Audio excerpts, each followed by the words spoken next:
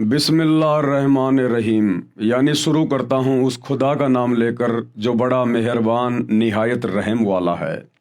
भाई और बहनों, वो बड़ा मेहरबान एकमात्र सुप्रीम गॉड वो अल्लाह कबीर कौन है, वर्तमान में कहाँ है, उसकी प्राप्ति कैसे होगी, कैसे हमारा मोक्ष होगा, इन तमाम बातों की जानकारी वर्तमान में विश्व के किसी भी मुसलमान भाई बंधुओं को नहीं है। ये जानकारी भी हमने ही देनी पड़ेगी क्योंकि हम वर्तमान में उस एकमात्र बड़े मेहरबान निहायत रहम दिल अल्लाह की शरण में हैं। और वो अल्लाह आज धरती पर मनुष्य रूप में, दरवेश रूप में, संत रूप में आया हुआ है। तो चलिए शुरू करते हैं उसी अल्लाह के नाम से। परम पिता परमात्मा, सारी सृष्टि के रचनहार, कुल मालिक, असंख्य ब्रह्मांडों के स्वामी, जगत गुरु, तीनों लोकों में प्रवेश करके सबका भरण पोषण करने वाले, राजाधिराज, आत्माधार, नाथों के नाथ, देवों के देव महादेव, सर्वेश्वर, महेश्वर, मृत्युंजय, अजरो अमर, आदि अनादि, सनातनी प्रभु, जगत पिता जगदीश्वर, श्री श्री 1008 की उपाधि के वास्तविक अधिकारी, अकाल मूर्त, सौद स्वरूपी राम वासुदेव, सर्वगतम ब्रह्म, परम पूज्य, प्रथम पूज्य, परम संत, परम पुरुष, परम धनी, परम दयालु, सत्य कबीर, हक्का कबीर, अल्लाह कबीर, बाखबर अल्लाह ताला, जगत के तारणहार, जगत के मुक्तिदाता, जगत के जगन्नाथ, हारे के सहारे, हिंदुओं के राम, मुसलमानों के अल्लाह, सिखों के वाहिगुरु, ईसाइयों के मसीह, दया के सागर दया निधि, करुणा के सागर करुणा निधि, स्वयं भू परिभू, संकट मोचन, कष्ट हरण, मंगल करण, दुख भंजन, अविगत कबीर,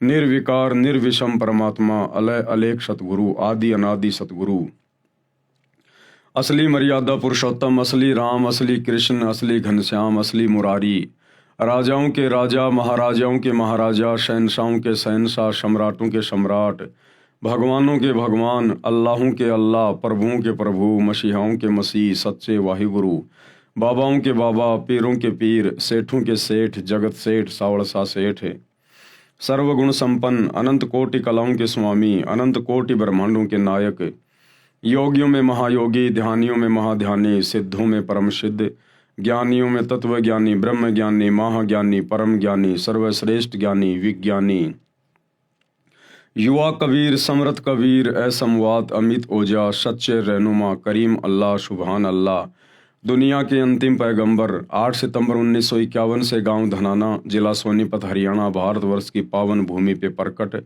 रियल कल की भगवान श्री नारायण साकार हरि, श्री बाबा साहेब नूर अनंत परमात्मा, संत श्रोमणी सतगुरु रामपाल जी परमेश्वर जी के चरण कमल में लाइव वीडियो देख रहे देश विदेश से आप और हम सभी भाई बहनों का अनंत कोटि दंडवत प्रणाम। भाई और बहनों, वो बड़ा मेहरबान निहायत रहम वाला अल्लाह कौन है?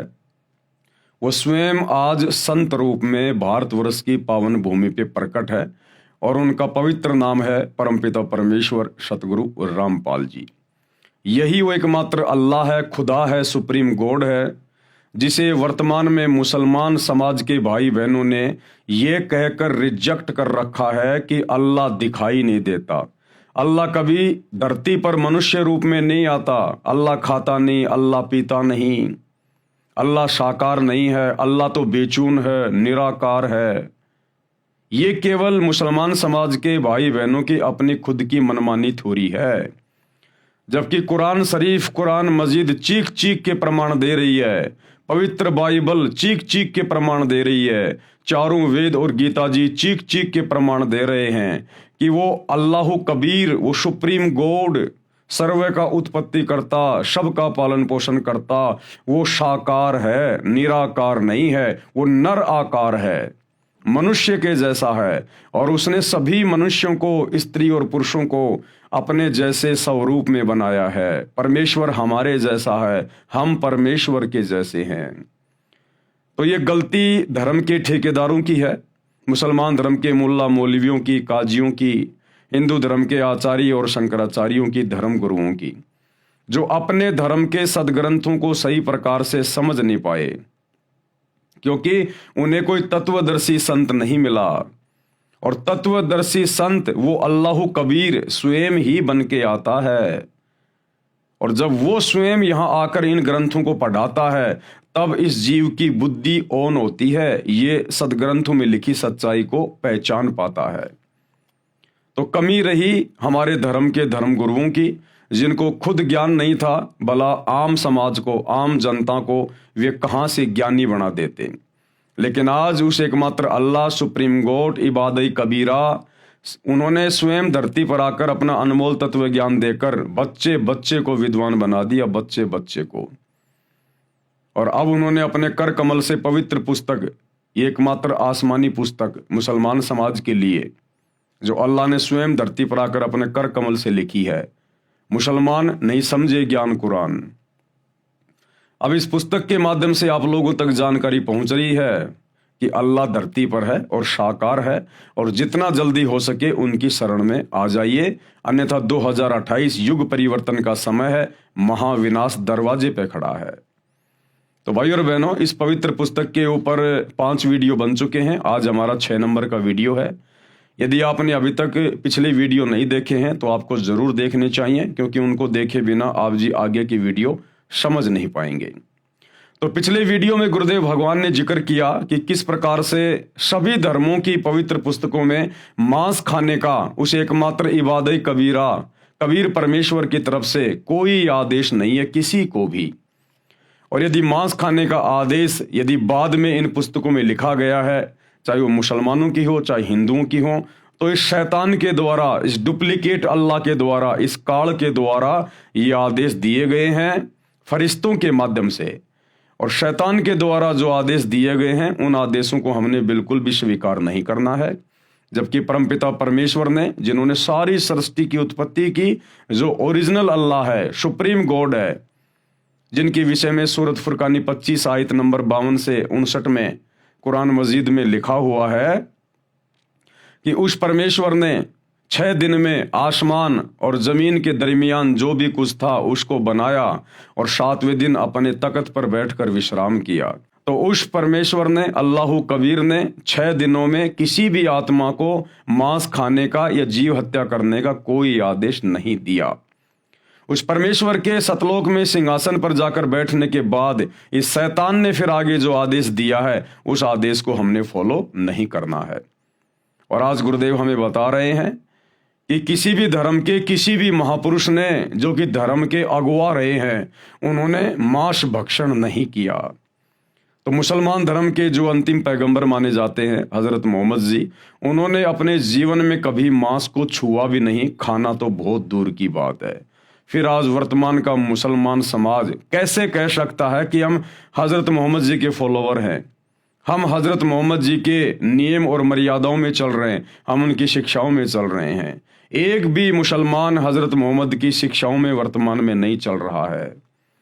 तो गुरुदेव आज बता रहे हैं नबी हजरत मोहम्मद के विषय में, वो मांस खाया करते थे या नहीं खाया करते थे। ये पवित्र पुस्तक है मुसलमान नहीं समझे ज्ञान कुरान, और इसका पेज नंबर 18+ पार्ट नंबर 6। हजरत मोहम्मद जी मांस नहीं खाते थे। संत गरीबदास महाराज गांव छुडानी जिला झज्जर हरियाणा वाले ने अपनी अमृतवाणी में भी स्पष्ट किया है कि हजरत मोहम्मद जी तथा 1,80,000 जो आदम जी से मोहम्मद जी तक नबी हुए हैं, तथा मोहम्मद जी के उस समय अनुयायी मुसलमान थे, उन्होंने मांस नहीं खाया तथा गाय को बिस्मिल यानी हत्या नहीं किया। नबी हजरत मोहम्मद जी ने अपने जीवन काल में वो 63 वर्ष तक रहे, उसके बाद बीमारी से उनकी मृत्यु हुई। उन्होंने कभी भी अपने जीवन में मांस भक्षण नहीं किया, और ना ही हजरत आदम से लेकर हजरत मोहम्मद जी तक जो 1,80,000 पैगंबर हुए, नबी हुए, उन्होंने कभी किसी को मांस खाने का आदेश नहीं दिया, ना उन आत्माओं ने कभी मांस भक्षण किया। और ना ही हजरत मोहम्मद जी के बाद जो उनके फॉलोअर हुए, ना उन्होंने कभी मांस मिट्टी को हाथ लगाया ना छुआ। ये बिजली तो मुसलमान समाज में वर्तमान में गिरी हुई है शैतान की प्रेरणा से, काल की प्रेरणा से। नबी मोहम्मद नमस्कार है राम रसूल कहाया, 1,80,000 को सौगंध जिन नहीं करद चलाया। आदरणीय गरीबदास जी क्या कह रहे हैं कि नबी मोहम्मद जी को मेरा सलाम है, मेरा नमस्कार है। जो राम के रसूल कहलाए, राम यानी ये डुप्लीकेट अल्लाह, ये शैतान 21 ब्रह्मांड का स्वामी जो डुप्लीकेट अल्लाह बना हुआ है। मुसलमान धर्म के भाई बंधु जिसे अपना खुदा कहते हैं, अल्लाह कहते हैं, शैतान ये उसके रसूल थे, नबी थे। नबी मोहम्मद नमस्कार है राम रसूल कहाया, और 1,80,000 को सौगंध जिन नहीं करद चलाया। 1,80,000 जितने भी नबी हुए हैं मुसलमान धर्म में, उन्होंने कभी भी छुर्रा नहीं चलाया, कभी किसी जीव की हत्या नहीं की उन्होंने। अरश कुरश में अलह तकत है, अरश कुरश यानी आसमान के अंतिम छोर, शतलोक में अल्लाह यानी उस परमेश्वर कबीर जी का सिंहासन है, तकत है। और खालिक बिन नहीं खाली, ये पूरी सृष्टि उस परमेश्वर की मौजूदगी के बिना खाली नहीं है। वे पैगंबर पाक पुरुष थे, वे जितने भी नबी हुए पैगंबर हुए वो तो बिल्कुल पवित्र आत्माएं थी। साहिब के अब्दाली वो परमात्मा के रसूल थे। भावार्थ, संत गरीबदास जी ने बताया है कि नबी मोहम्मद को मैं प्रणाम करता हूँ, वे तो परमात्मा के रसूल यानी संदेश वाहक थे। उनके 1,80,000 मुसलमान अनुयायी मोहम्मद जी के समय में हुए हैं। 1,80,000 नबी भी बाबा आदम से हजरत मोहम्मद जी तक हुए हैं।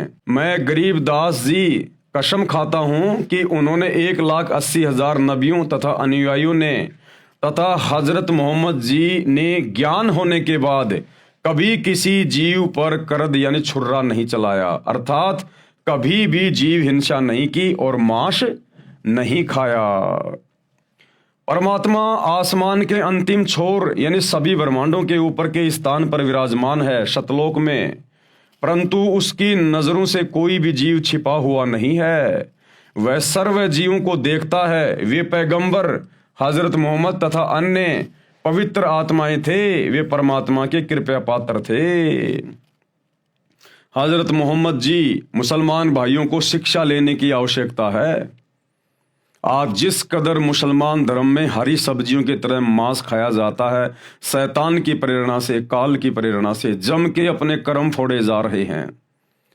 हजरत मोहम्मद जी को आप अपना नबी मानते हैं, रसूल मानते हैं, आपने उनसे शिक्षा लेनी चाहिए। जब हजरत मोहम्मद जी को नबूवत मिली, जब वे पैगंबर मिले, अल्लाह के संदेश वाहक कहलाए, उसके बाद उन्होंने कभी जिंदगी में मांस नहीं खाया, छुआ भी नहीं उन्होंने कभी। उनको पता था कि मांस खाने वाला सीधा नरक में जाता है, अल्लाह का दोषी बनता है। लेकिन भाई और बहनों, सत भक्ति हजरत मोहम्मद जी को प्राप्त नहीं हो पाई। उनको परमात्मा कबीर जी, अल्लाह कबीर जरूर मिले थे जिंदा बाबा के रूप में, लेकिन हजरत मोहम्मद जी ने उनकी भक्ति को सही प्रकार से नहीं निभाया। और ये शैतान, ये डुप्लीकेट अल्लाह, उसने नबी मोहम्मद के ऊपर जो कुरान शरीफ की आयतें नाजिल की या करवाई फरिश्तों के माध्यम से, केवल उसी की साधना में, डुप्लीकेट साधना में लगा रहा, डुप्लीकेट अल्लाह की डुप्लीकेट साधना में लगा रहा, जिस कारण से वो आत्मा जन्नत में नहीं जा पाई, वो आत्मा मोक्ष प्राप्त नहीं कर पाई। और उस डुप्लीकेट अल्लाह की भक्ति करते करते अंत में हजरत मोहम्मद जी की बड़ी दुर्गति से मौत हुई, बड़ी दुर्गति से। अब ये विचार करने की बात है मुसलमान समाज के भाई बंधुओं के लिए, मुल्ला मौलवियों के लिए, कि हजरत मोहम्मद जी ने क्या किया। वो कितने पाक पुरुष थे जिन्होंने कभी मांस को छुआ भी नहीं, और आप लोग सातों दिन हरी सब्जियों की तरह मांस खाते हो। और जब हजरत मोहम्मद जी की ऐसी दुर्गति से मौत हुई, अंत में अकाल मृत्यु, मात्र 63 साल की उम्र में अकाल मृत्यु, तो सोचिए आप लोग अल्लाह की इबादत तो छोड़ दीजिए, आप तो अपने नबी हजरत मोहम्मद जी की शिक्षाओं पर भी सही प्रकार से नहीं चल पा रहे, तो आप लोगों के साथ में क्या बीतेगी, आप कहां जाओगे जब आपके नबी जन्नत में नहीं जा पाए। एक छोटी सी झलक आप लोगों को दिखा देते हैं आप ही की धर्म की पुस्तक से, कि अंत समय में हजरत मोहम्मद जी के साथ में क्या हुआ था, ताकि आप लोगों को विश्वास हो जाए और आप भी हो सकता है ये कुकर्म करने से बचें। तो भाई और बहनों, ये पुस्तक है हजरत मोहम्मद सल्लल्लाहु अलैहि वसल्लम, मोहम्मद इनायतुल्लाह शुबानी, अनुवाद नसीम गाजी फलाही। ये ना मैंने लिखी है, ना मेरे गुरुदेव भगवान ने लिखी है, ये आप मुसलमान धर्म के भाई बहनों के द्वारा लिखी गई है। ये इनके टेलीफोन नंबर हैं। Madina Islamic book depot centre 273 Ramganj Bazaar Jaipur, ये उनके मोबाइल नंबर हैं। मालिक अब्दुल मुजीब है, ये वहाँ से लाई गई है। मरकजी मकतबा इस्लामी पब्लिशर्स नई दिल्ली, ये पिन कोड नंबर हैं। कहाँ से छपी है, ये कॉपीराइट वगैरह सब कुछ देख सकते हैं। ये आपको इसलिए दिखाया जा रहा है ताकि आप लोगों को विश्वास हो कि वास्तव में हमारे धर्म की पुस्तकों में क्या लिखा है और हम लोग क्या साधना कर रहे हैं। तो ये हजरत मोहम्मद जी की जीवनी है और पेज नंबर 326 से आप इसको पढ़ सकते हैं। पेज नंबर 326 से। तकलीफ बहुत बढ़ गई, यानी अंत समय में हजरत मोहम्मद जी को इतनी ज्यादा तकलीफ हो गई, उनसे खड़ा भी नहीं हुआ जाता था। मात्र 63 साल की उम्र में, मात्र 63 साल की उम्र में उनकी अकाल मृत्यु हुई। अब सोचो भाई और बहनों, आप लोगों के साथ में क्या बीतेगी।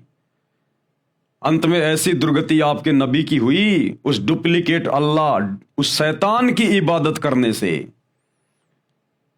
शैतान की इबादत करने के कारण, सत भक्ति को ठुकराने के कारण, जो ओरिजिनल अल्लाह उनको मिले थे, कबीर परमात्मा जिंदा बाबा के रूप में काबा में जब हजरत मोहम्मद जी हज करने गए थे, उनको वहां ओरिजिनल अल्लाह मिला था, जिंदा बाबा।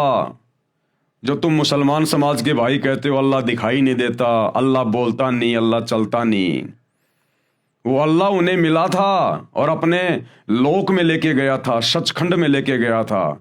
लेकिन हजरत मोहम्मद जी ने अस्वीकार कर दिया, क्योंकि यहां उनके बहुत ज्यादा फॉलोवर हो गए थे, उनके अंदर मान बढ़ाई छा गई थी, अहंकार आ गया था।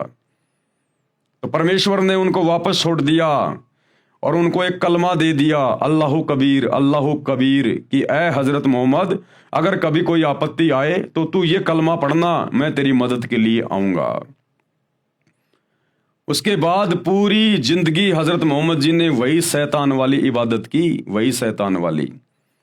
और उस इबादत को करने के चलते अंत में हजरत मोहम्मद जी के साथ में क्या हुआ, कैसी दुर्गति से उनकी मौत हुई, ये वर्तमान के मुसलमानों के लिए जो हरी सब्जी की तरह मांस खाते हैं, मंदिरों में जाते हैं, मज़ारों पे सिजदा करते हैं, बहुदेववादी हो गए हैं, ये उनके लिए शिक्षा है कि तुम्हारे नबी के साथ में ऐसा हुआ और तुम तो वो भक्ति भी नहीं कर रहे जो तुम्हारे नबी ने की थी, तो आप लोगों के साथ में क्या बीतेगा।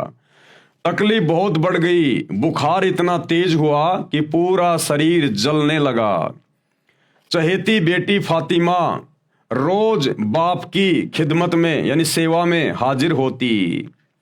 आप उन्हें देखकर शने से खड़े हो जाते, उन्हें चूमते और अपने पास बिठा लेते। आज बला की बेचैनी थी, उस दिन हजरत मोहम्मद को जबरदस्त बेचैनी थी, बड़ी पीड़ा हो रही थी, कमजोरी भी बहुत ज्यादा थी। हजरत फातिमा आई तो आप उठकर प्यार ना कर सके, अपनी बेटी को भी प्यार ना कर सके, इतने ज्यादा बीमार हो गए थे, उठने की हिम्मत भी नहीं थी, कमजोरी बहुत ज्यादा थी। हजरत फातिमा आई तो आप उठकर प्यार ना कर सके, वे पास आई, स्वयं उन्होंने आपको चूमा और पहलू में बैठ गई। बुखार इतना तेज था कि बार बार आप सलल बेहोश हो जाते। देख लो भाई और बहनों, शैतान की इबादत का नतीजा हजरत मोहम्मद के साथ में ये बीता, आप लोगों के साथ क्या होगा। पास ही एक बर्तन में ठंडा पानी था, आप उसमें हाथ डालते और चेहरे पर मलते, बेचैनी बहुत थी। ठीक उसी वक्त आपके होठ हिले और कानों में ये शब्द सुने, यहूदियों और ईसाइयों पर अल्लाह की लानत हो कि वे अपने पैगंबरों की कब्रों पर सजदे करने लगे। सोमवार की रात हुई तो बुखार कम हो गया, ऐसा लग रहा था मानो बुखार जाता रहा। बेचैनी नाम को न थी, तबीयत को बिल्कुल सुकून था।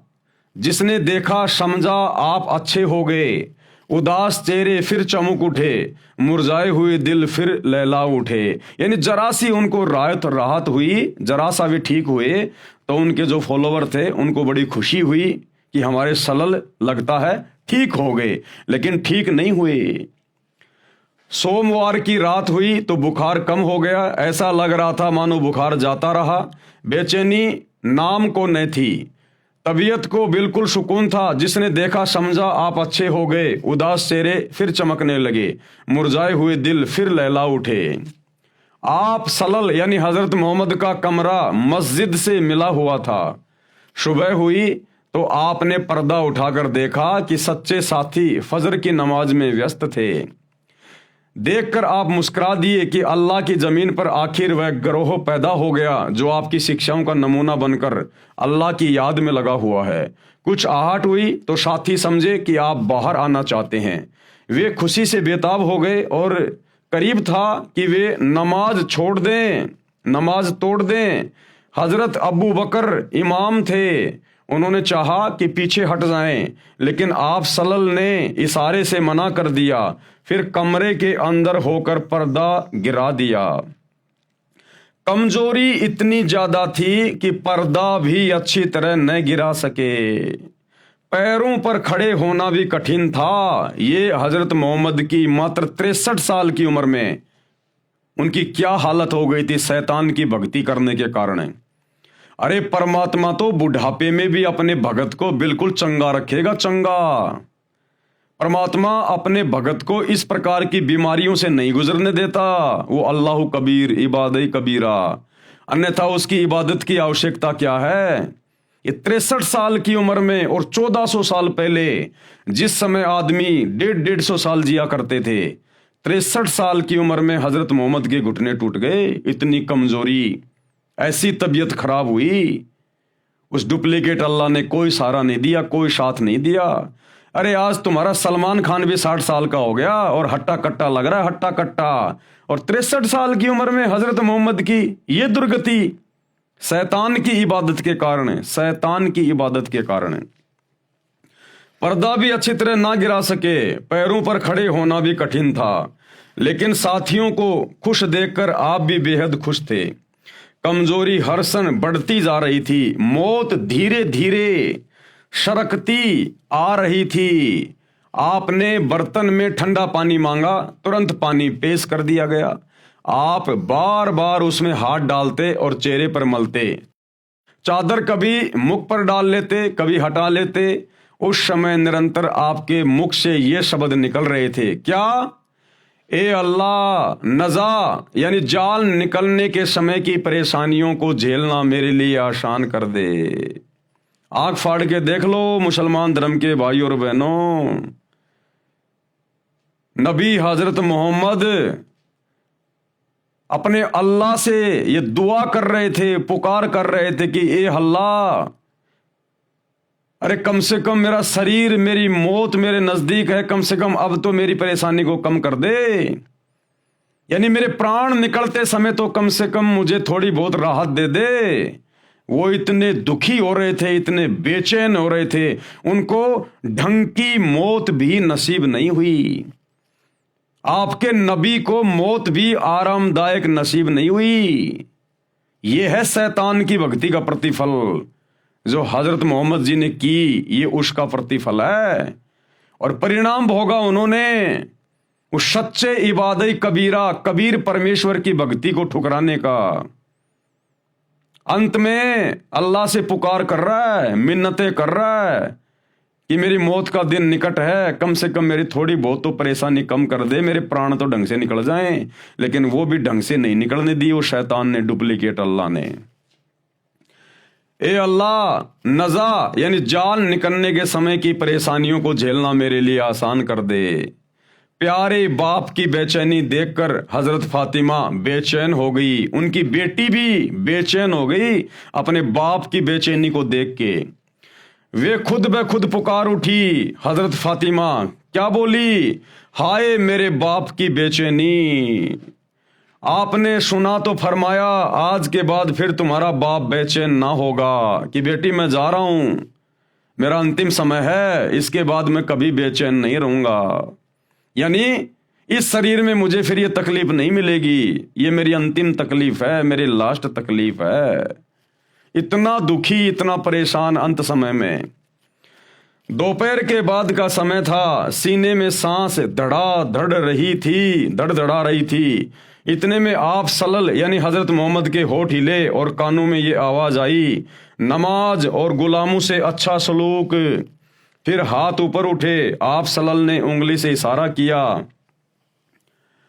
और फिर फरमाया, अब और कोई नहीं, बस वही सबसे बड़ा साथी। क्या बोले हजरत मोहम्मद? बस अब और कोई नहीं, वो ही सबसे बड़ा साथी। कौन? वो इबादई कबीरा ओरिजिनल खुदा जो हजरत मोहम्मद को मक्का में मिला था, काबा में मिला था। क्योंकि हजरत मोहम्मद ने देख लिया कि मैंने शैतान की इबादत की पूरी जिंदगी और अंत में मुझे मौत भी ढंग की नसीब नहीं हो रही, इतनी भयंकर बेचैनी मुझे हो रही है। तो कहा कि एकमात्र वो ही है बस सबका साथी, अल्लाह कबीर, वो कबीर परमात्मा ही साथी है, ये शैतान साथी नहीं है। अब और कोई नहीं, बस वही सबसे बड़ा साथी। यही कहते कहते हाथ लटकाए, आंखें छत से लग गई और पवित्र आत्मा रब से जा मिली, यानी शैतान से जा मिली। मुसलमान जिसे अपना रब कहते हैं, जिसे अपना अल्लाह कहते हैं, वो शैतान है, शैतान है। अब ये देख लो अंत समय में हजरत मोहम्मद की हालत। अरे भक्ति क्यों की जाती है, इबादत क्यों की जाती है? ये दुनिया मंदिरों में मस्जिदों में धक्के क्यों खा रही है? ये भगवान के लिए पैदल जाती है लंबे लंबे रास्ते तय करके, क्यों? सुख शांति के लिए। जब तक जिए तब तक घर परिवार में सुख शांति रहे, कारोबार ठीक ठाक चले, बाल बच्चे सलामत रहे, शरीर सलामत रहे, और अंत में ये शरीर आसानी से छूट जाए। इसीलिए तो दुनिया भक्ति करती है। और देख लो हजरत मोहम्मद जी की अंत समय में क्या हालत हुई। तो वर्तमान के मुसलमानों को एक शिक्षा है कि तुम लोग तो वो साधना भी नहीं कर रहे जो हजरत मोहम्मद ने की थी। उस पवित्र आत्मा ने कभी जिंदगी में मांस को छुआ नहीं, कभी ब्याज लिया नहीं, कभी झूठ बोला नहीं। और आप मुसलमान क्या कर रहे हो वर्तमान में? उनकी एक भी शिक्षा पर नहीं हो, तो सोचो तुम्हारे साथ में क्या होगा, यहां भी और शरीर छोड़कर जाने के बाद भी। सोमवार का दिन था, रबीउल अव्वल की 12 तारीख थी, हिजरत का 11वां साल था। जानी सारों की नजर में दुनिया अंधेरी हो गई और दिल की बस्ती में सन्नाटा छा गया। निसंदेह हम अल्लाह ही के हैं और बेशक उसी की ओर लौटने वाले हैं। ए अल्लाह, सलामती हो प्यारे नबी पर। अरे जब खुद हजरत मोहम्मद की दुआ उस डुप्लीकेट अल्लाह ने स्वीकार नहीं करी, खुद हजरत मोहम्मद जी प्रार्थना करते करते मर गए कि ए अल्लाह, कम से कम मरते मरते तो कम से कम मुझे थोड़ी बहुत राहत दे दे, बड़ी बेचैनी हो रही है। जब उस डुप्लीकेट अल्लाह ने, शैतान ने हजरत मोहम्मद की खुद की प्रार्थना स्वीकार नहीं करी और दुर्गति से ही मौत हुई, तो भला उनके फॉलोवर के द्वारा, उनके अनुयायियों के द्वारा जो सलामती की दुआ की जा रही थी, वो कैसे स्वीकार होगी? हे अल्लाह, सलामती हो प्यारे नबी पर। नबी बेचारा तड़प तड़प के मरा, नबी की तो उसने सुनी नहीं, तुम्हारी कहां से सुन लेगा? उनकी संतान पर और उनके सब साथियों पर इंतकाल के समय आप सल्लल्लाहु की उम्र 63 साल थी, मात्र 63 साल। अकाल मृत्यु हुई, अकाल मृत्यु। जबकि भक्ति करने वालों की, सच्चे खुदा की सच्ची इबादत करने वालों की, आजीवन मर्यादा में रहने वालों की कभी भी अकाल मृत्यु नहीं होती है। अंत समय में भगत की मौत ऐसे होती है जैसे पका हुआ आम का फल जरा सी हवा लगते पेड़ से नीचे गिर जाता है। तो अंत समय में भगतों की ऐसे मृत्यु होती है। दुनिया वालों की तरह हॉस्पिटल में तड़प तड़प के, एक्सीडेंट में इस प्रकार से मृत्यु नहीं होती, अन्यथा भक्ति की क्या आवश्यकता। लेकिन ये दुनिया जानती तो नहीं कि भक्ति क्या है, भगवान क्या है। अगर जानना है तो सतगुरु रामपाल जी के यूट्यूब पर सत्संग सुनना शुरू कर दो, जल्द से जल्द उनकी शरण में आ जाओ, वरना 2028 युग परिवर्तन का समय है। ये शैतान, ये काल जिसने नबी को नहीं बख्शा, ये वर्तमान के लोगों को कहां बख्शेगा जिनका कोई दीन धर्म नहीं है। अभी 2-3 दिन पहले थाईलैंड में, म्यांमार में भूकंप आया 7.7 रिएक्टर का। सैकड़ों बिल्डिंगें धराशायी हो गई, हजारों लोग अकाल मौत मर गए।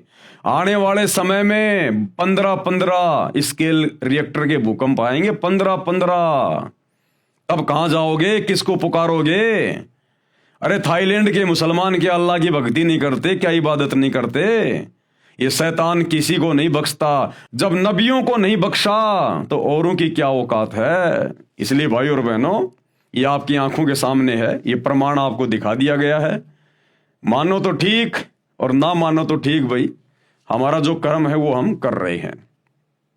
तो हजरत मोहम्मद जी ने कभी मांस को छुआ भी नहीं, और वर्तमान के मुसलमान आज 7 दिन मांस खाते हैं। तो भाई क्या होगा आप लोगों के साथ में। संत जंभेश्वर महाराज जी के विचार, यानी हजरत मोहम्मद जी को लेकर संत जंभेश्वर जी महाराज एक राजस्थान में संत हुए हैं, वो क्या कुछ कह रहे हैं। इसी बात की गवाही संत जंभेश्वर जी महाराज विष्णोई धर्म के प्रवर्तक ने दी है शब्द संख्या 12 में। महमद महमद न कर काजी, महमद का तो विषम विचारूं। महमद हाथ करद ना होती, लोहे घड़ी नसारू। महमद साथ पयंबर सीधा, 1,80,000। और महमद मर्द हलाली होता, तुम ही भये मुर्दाऊ। भावार्थ किया गुरुदेव ने। संत जंभेश्वर जी ने बताया है कि हे काजी, आप उस पवित्र आत्मा मोहम्मद जी का नाम लेकर जो गाय या अन्य जीवों को मारते हो, उस महापुरुष को बदनाम कर रहे हो। हजरत मोहम्मद जी के विचार बहुत नेक थे, आप उनके बताए मार्ग से भटक गए हैं। मोहम्मद जी के हाथ में करद यानी जीव काटने का छुर्रा नहीं था, जो लोहे के आयरन पर घण से कूट कर तैयार होता है। हजरत मोहम्मद के साथ 1,80,000 पवित्र आत्माएं मुसलमान अनुयायी थे। वे तथा हजरत आदम से हजरत मोहम्मद तक नबी हुए हैं। वे सीधे साधे थे तथा नेक पैगंबर थे। हजरत मोहम्मद तो सूरवीर हलाल की कमाई करके खाने वाले थे। तुम ही मुर्दारू अर्थात जीव हिंसा करने वाले हो। आप उस महापुरुष के अनुसार अपना जीवन निष्पाप बनाओ, जीव हिंसा मत करो। संत जंभेश्वर को परमात्मा जिंदा महात्मा के रूप में समराथल में मिले थे। कबीर परमात्मा अल्लाहु कबीर संत जंभेश्वर जी को भी मिले थे जिंदा बाबा के रूप में। जैसा कि वेदों में प्रमाण है कि परमात्मा सतलोक में रहता है, वहां से गति करके पृथ्वी पर प्रकट होता है, अच्छी आत्माओं को मिलता है, उनको आध्यात्मिक यथार्थ ज्ञान देता है, कवियों की तरह आचरण करता हुआ पृथ्वी पर विचरता है।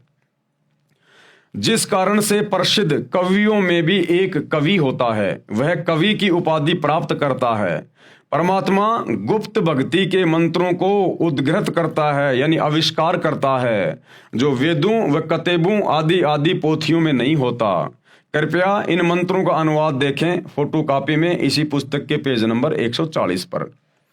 यह प्रमाण है ऋग्वेद मंडल 9 सूक्त 20 मंत्र 1, ऋग्वेद मंडल 9 सूक्त 86 मंत्र 26 और 27, ऋग्वेद मंडल 9 सूक्त 82 मंत्र 1 और 2, ऋग्वेद मंडल 9 सूक्त 54 मंत्र 3, ऋग्वेद मंडल 9 सूक्त 94 मंत्र 1, ऋग्वेद मंडल 9 सूक्त 95 मंत्र 2, ऋग्वेद मंडल 9 सूक्त 96 मंत्र 17 से 20। जैसा कि पूर्व में लिख दिया है कि हजरत मोहम्मद जी तथा अन्य कई महात्माओं को परमात्मा जिंदा महात्मा के रूप में मिला था, उसी प्रकार महात्मा जंभेश्वर जी महाराज को समराथल में जिंदा संत के रूप में परमात्मा मिले थे। कबीर जी।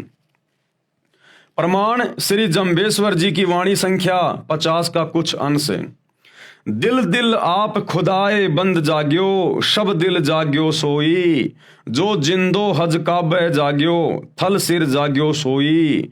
नाम विष्णु के मुश्किल गाल रे, ते काफिर शैतानी। हिंदू होय का तीर्थ नहावे, पिंड भरावे, ते पण रहा इवाणी।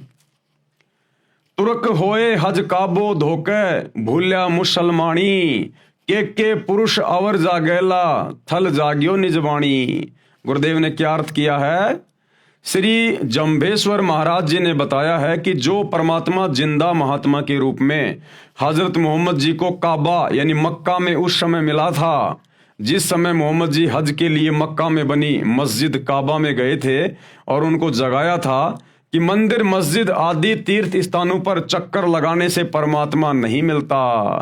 अरे परमात्मा कोई जानवर थोड़ी है, परमात्मा कोई पशु थोड़ी है जो मुल्ला मौलवियों ने उनको पकड़ के रस्से से मस्जिद में बांध रखा होगा, या पंडितों ने, ब्राह्मणों ने, आचार्य शंकराचार्यों ने उनको मंदिर में कैद कर रखा होगा। परमात्मा तो कण कण में है, सर्व जगह व्याप्त है।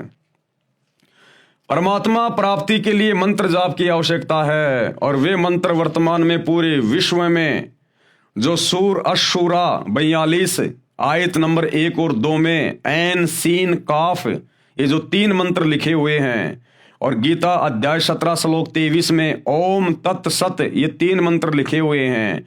इन तीनों मंत्रों के वास्तविक मंत्र क्या हैं? ये तो केवल कोड वर्ड में है, ऐन सीन काफ ओम तत् सत, लेकिन इनके पीछे वास्तविक मंत्र क्या हैं? वो मंत्र मुक्ति के मंत्र, मोक्ष के मंत्र वर्तमान में पूरे विश्व में केवल इस एकमात्र सुप्रीम गॉड अल्लाह कबीर सतगुरु रामपाल जी के पास में उपलब्ध है। श्री जम्भेश्वर जी महाराज ने फिर बताया है कि वही परमात्मा थलसिर यानी समराथल स्थान राजस्थान प्रांत में आया और मुझे जगाया।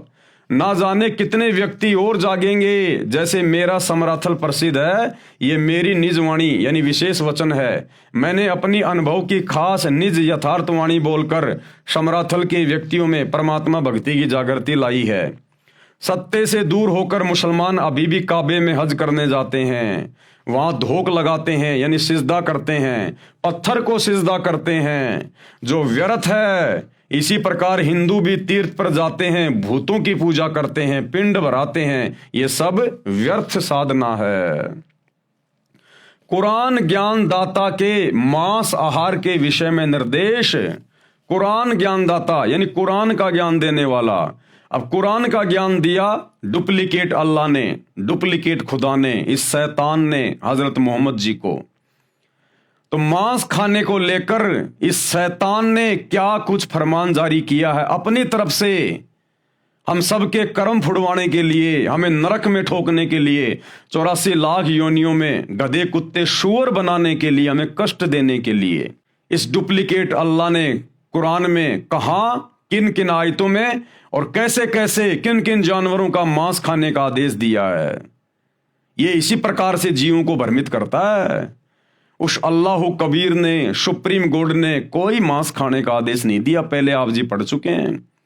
उसने तो 6 दिन में आसमान और धरती के बीच में जो भी कुछ था उसको बनाया और 7वें दिन तख्त पे जा बैठा। और पवित्र बाइबल में साफ साफ लिखा हुआ है कि उन 6 दिनों में उस अल्लाह ने, सुप्रीम गॉड ने, कबीर जी ने स्त्री और पुरुषों को खाने के लिए क्या आदेश दिया और जानवरों को खाने के लिए क्या आदेश दिया। और उसके तख्त पर जाकर बैठने के बाद इस शैतान ने फिर हमें भ्रमित कर दिया, उल्टे सीधे आदेश देकर, मांस खाने का आदेश देकर। तो जो कुरान का ज्ञान देने वाला है डुप्लीकेट अल्लाह, उसने क्या कुछ लिखा है मांस खाने के विषय में। सूर अल माइदा 5 और आयत नंबर 1, ये डुप्लीकेट अल्लाह, ये शैतान क्या कह रहा है। ऐ लोगो जो ईमान लाए हो यानी मुसलमान बने हो, प्रतिबंधों का पूर्ण रूप से पालन करो यानी मेरी बनाई मर्यादा का पालन करो। और क्या कह रहा फिर ये शैतान, ये कैसे भ्रमित करता फिर देखिएगा। तुम्हारे खाने के लिए चौपाइयों की जाति के सब जानवर हलाल यानी वैध किए हैं। क्या कह रहा है ये शैतान कि तुम्हारे खाने के लिए मैंने चौपाइयों की जाति के सब जानवर, चौपाइयों यानी जिनके 4 पैर होते हैं जानवर, मैंने तुम्हारे खाने के लिए वैध कर दिए हैं, जायज कर दिए हैं। तुम 4 पैर वाले जानवरों को काट के खा सकते हो, उनका मांस खा सकते हो। यह शैतान का आदेश है, शैतान का आदेश है। तुम्हारे खाने के लिए चौपाइयों की जाति के सब जानवर हलाल यानी वैध किए हैं, सिवाय उनके जो तुमको आगे चलकर बताएंगे। लेकिन हराम की हालत में शिकार को अपने लिए हलाल न करो, बेशक अल्लाह जो चाहता है हुक्म देता है। जो 4 पांव वाले जानवर खाने के लिए जायज बताए हैं वे हैं ऊंट, गाय, भेड़, बकरी आदि। ये शैतान का फरमान है। सूर माइदा 5 आयत नंबर 3, तुम पर हराम किया गया, यानी जो खाना पाप है वे जानवर बताए हैं।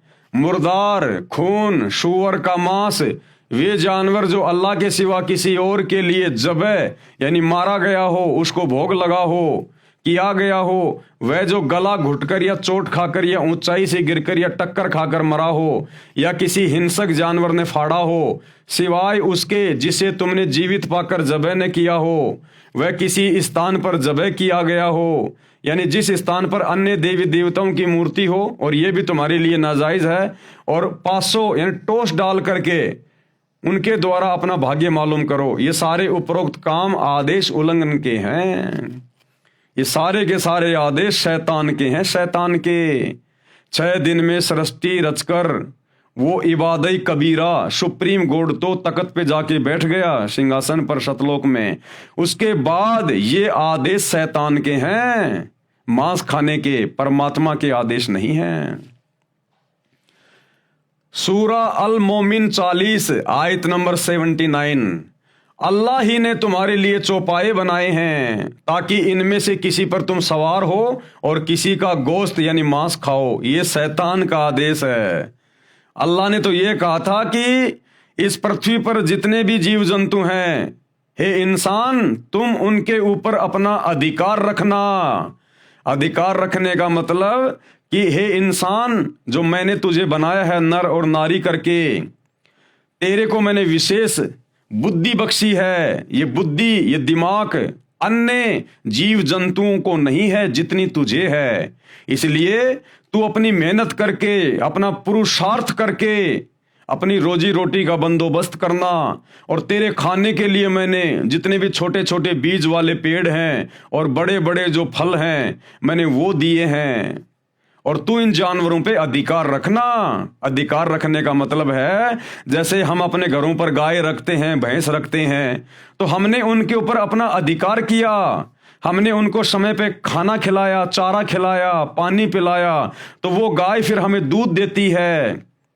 दूध से तरह तरह की मिठाइयाँ बनती है, पौष्टिक भोजन बनता है। उस गाय भैंस का गोबर हमारे खेतों में खाद के रूप में काम आता है। वो गाय भैंस हमारे को वो बच्चा देती है, फिर वो खेतों में हल जोतने के काम में आता है। और मरने के बाद उसकी चमड़ी काम आती है पैर के जूते बनाने के लिए। परमेश्वर ने ये नहीं कहा कि तुम जानवरों को खाना, काटना, ये नहीं कहा, केवल अधिकार के लिए कहा है। अब जैसे कोई व्यक्ति किसी हॉस्टल में अपने बच्चे को शहर में एडमिशन दिलवा के आ जाए, भाई माता पिता तो 24 घंटे बच्चे के पास रह नहीं सकते, उन्होंने तो गांव में आके अपना काम भी करना है। और बच्चे को कॉलेज में एडमिशन दिलवा दिया और रहने के लिए हॉस्टल में छोड़ के आ गए। और हॉस्टल का जो वार्डन होता है उसको कह दिया कि हम हमारा बच्चा आपके हवाले कर रहे हैं, आप हमारे बच्चे पे अधिकार रखना। अब उस अधिकार का मतलब क्या है कि मेरा बच्चा ढंग से पढ़े, बढ़िया इसके खाने पीने का ध्यान रखना, हम आपको समय पे पैसा देते रहेंगे, आपकी फीस भरते रहेंगे। अधिकार का मतलब ये नहीं कि वो वार्डन अब उस बच्चे को मारे, पीटे, उसके साथ में बुरा सलूक करे, उसकी उंगलियां काट काट के खाए। माता पिता ने कहा था कि मेरे बच्चे पर अब आपका अधिकार है, यानी हम तो अपने गांव वापस जा रहे हैं, अब आप इन बच्चों को संभालना, इनकी टेक केयर करना। अधिकार का मतलब ये होता है। तो अल्लाह ने 6 दिन में सृष्टि रची और 7वें दिन तख्त पे जा बैठा और हम इंसानों को आदेश दे दिया कि बाकी जीवों पे अब तुम अधिकार रखना, यानी तुम इनको प्यार प्रेम से रखना, बढ़िया चारा खिलाना, पानी पिलाना, इनकी सेहत का ध्यान रखना। और ये बदले में तुम्हें दूध देंगे, तुम्हें खाद देंगे, तुम्हें ऊन प्राप्त होगी, इनसे भेड़ बकरियों से तुम्हें ऊन प्राप्त होगी। ये था परमात्मा के कहने का मतलब। अल्लाह ही ने तुम्हारे लिए चौपाए बनाए हैं ताकि इनमें से किसी पर तुम सवार हो और किसी का गोश्त यानी मांस खाओ। लेकिन ये डुप्लीकेट अल्लाह, उस शैतान ने जीव को भ्रमित करने के लिए, उसके कर्म फुड़वाने के लिए ये उल्टे आदेश कुरान में दिए हैं। अब देखिए उस वास्तविक अल्लाह का क्या आदेश है। सर्जनकर्ता का मानव के खाने के लिए निर्देश व आदेश। सर्जनकर्ता यानी जिसने पूरी कायनात बनाई, जिसने पूरी सृष्टि को रचा, 6 दिन में आसमान और जमीन के दरमियान जो भी कुछ था उसको बनाया, वो सर्जनकर्ता। अल्लाहु कबीर इबादही कबीरा, सुप्रीम गॉड। उन्होंने क्या आदेश दिया? बाइबल ग्रंथ में उत्पत्ति विषय में अध्याय 1 व 2 में, उत्पत्ति अध्याय 1:26, फिर परमेश्वर ने कहा कि हम मनुष्यों को अपने स्वरूप के अनुसार अपनी समानता में बनाएं, यानी इंसान को मैं अपने जैसा ही बना रहा हूं, और वे समुद्र की मछलियों और आकाश के पक्षियों और घरेलू पशुओं और सारी पृथ्वी पर सब रेंगने वाले जंतुओं पर जो पृथ्वी पर रेंगते हैं अधिकार रखें। खाने का आदेश नहीं दिया, अधिकार का आदेश दिया है। जैसे हमारे घर में ऊंट है तो ऊंट पर हमारा अधिकार है, हम ऊंट को खरीद के लेके आते हैं, अब उस पर हमारा अधिकार हो गया। हम उसको खेत में काम में लेंगे, हल जोतेंगे, उससे हमारी फसल पैदा होगी, उस फसल से हमारे परिवार का पालन पोषण होगा। इस प्रकार अधिकार रखने के लिए कहा था अल्लाह कबीर ने, परमेश्वर ने। और देखिए, आपको एक छोटा सा बाइबल से भी आप भाई बहनों को दिखा देते हैं ताकि किसी भी प्रकार की शंका ना हो किसी को। ये बाइबल है, ये बाइबल भी उसी शैतान के द्वारा हजरत ईसा के ऊपर नाजिर हुई थी। ये बाइबल है, आप जी देख सकते हैं, आपकी आंखों के सामने है। ये पवित्र बाइबल अर्थात पुराना और नया धर्म नियम, ये कहाँ से छपी हुई है देख लीजिएगा। यही बाइबल आपको हर पास्टर के हाथ में मिलेगी, आपको हर एक चर्च में मिलेगी, हर एक मसीह के पास में मिलेगी। और ये इसका उत्पत्ति अध्याय नंबर 1 और ये इसके श्लोक नंबर हैं 26 से 29।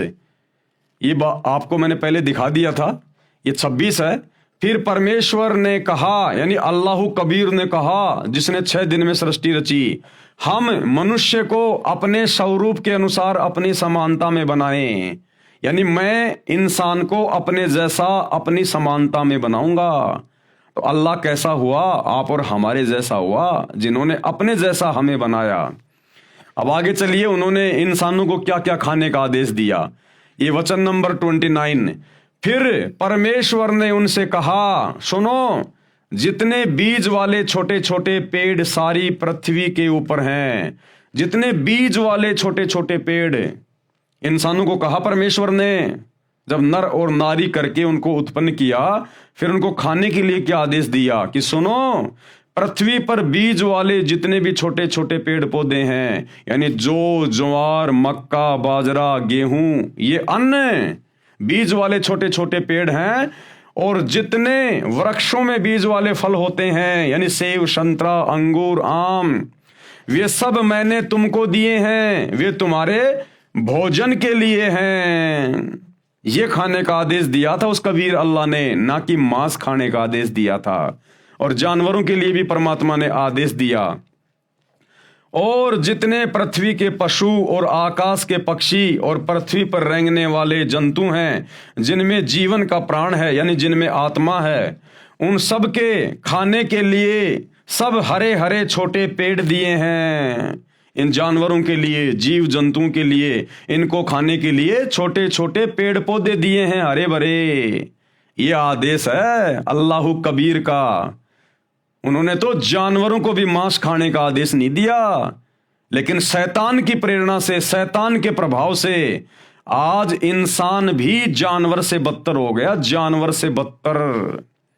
इसलिए भाइयों और बहनों, ये आपत्तियां आने वाले समय में 2028 जो युग परिवर्तन का दौर है, ये ऐसे इंसानों को झेलनी पड़ेंगी जो उस परमेश्वर के वचन को तोड़कर और शैतान के वचन को ज्यादा महत्व दे रहे हैं। अधिकार रखने से तात्पर्य है कि मानव अन्य प्राणियों से बुद्धिमान बनाया है, जो सब प्राणियों को काबू कर सके। इनको खाने का निर्देश नहीं है। जैसे सर्कस में शेर भी होते हैं, हाथी भी होते हैं, चीता भी होता है, भालू भी होते हैं। तो सर्कस वाला क्या करता है, उसने उन सब के ऊपर अपना अधिकार कर लिया और अब उनसे खेल दिखा दिखा के वो 2 पैसे कमा रहा है। तो अधिकार का मतलब ये होता है कि तुम उनकी टेक केयर करो और वो तुम्हें फायदा पहुंचाएं, नफा पहुंचाएं। और खाने के लिए परमात्मा ने सबको ये छोटे छोटे बीज वाले पेड़, फल, ये आदेश दिया परमात्मा ने, किसी जीव की हत्या करने का नहीं दिया। उत्पत्ति 1 श्लोक 27, तब परमेश्वर ने मनुष्यों को अपने स्वरूप के अनुसार उत्पन्न किया, नर नारी करके उसने मनुष्य की सृष्टि की। परमेश्वर ने मनुष्यों को आशीष दी और उनसे कहा, फूलो फलो और पृथ्वी के ऊपर भर जाओ। मनुष्यों के भोजन के लिए निर्देश जो अभी आपने बाइबल में देख लिया कि उस अल्लाह कबीर ने, सुप्रीम गॉड ने इंसानों के भोजन के लिए क्या निर्देश दिए। उत्पत्ति अध्याय 1 श्लोक 29, फिर परमेश्वर ने उनसे यानी मनुष्यों से कहा, सुनो, जितने बीज वाले छोटे छोटे पेड़ सारी पृथ्वी के ऊपर हैं, यानी बाजरा, ज्वार, गेहूं, चावल, चना, मक्का, काजू, बादाम, पिस्ता आदि आदि, और जितने वृक्षों में बीज वाले फल होते हैं, आम, अमरूद, जामुन, केले, अंगूर, वे सब मैंने तुमको दिए हैं, वे तुम्हारे भोजन के लिए हैं। अभी आपने बाइबल में देख लिया। उत्पत्ति अध्याय 1 श्लोक 30, और जितने पृथ्वी के पशु और आकाश के पक्षी और पृथ्वी पर रेंगने वाले जंतु हैं, जिनमें जीवन के प्राण हैं, उन सब के खाने के लिए मैंने हरे हरे छोटे पेड़ दिए हैं, और वैसा ही हो गया। उत्पत्ति अध्याय 1 श्लोक 31, बाइबल में क्या लिखा है, तब परमेश्वर ने जो कुछ बनाया था देखा तो क्या देखा कि वो बहुत अच्छा है।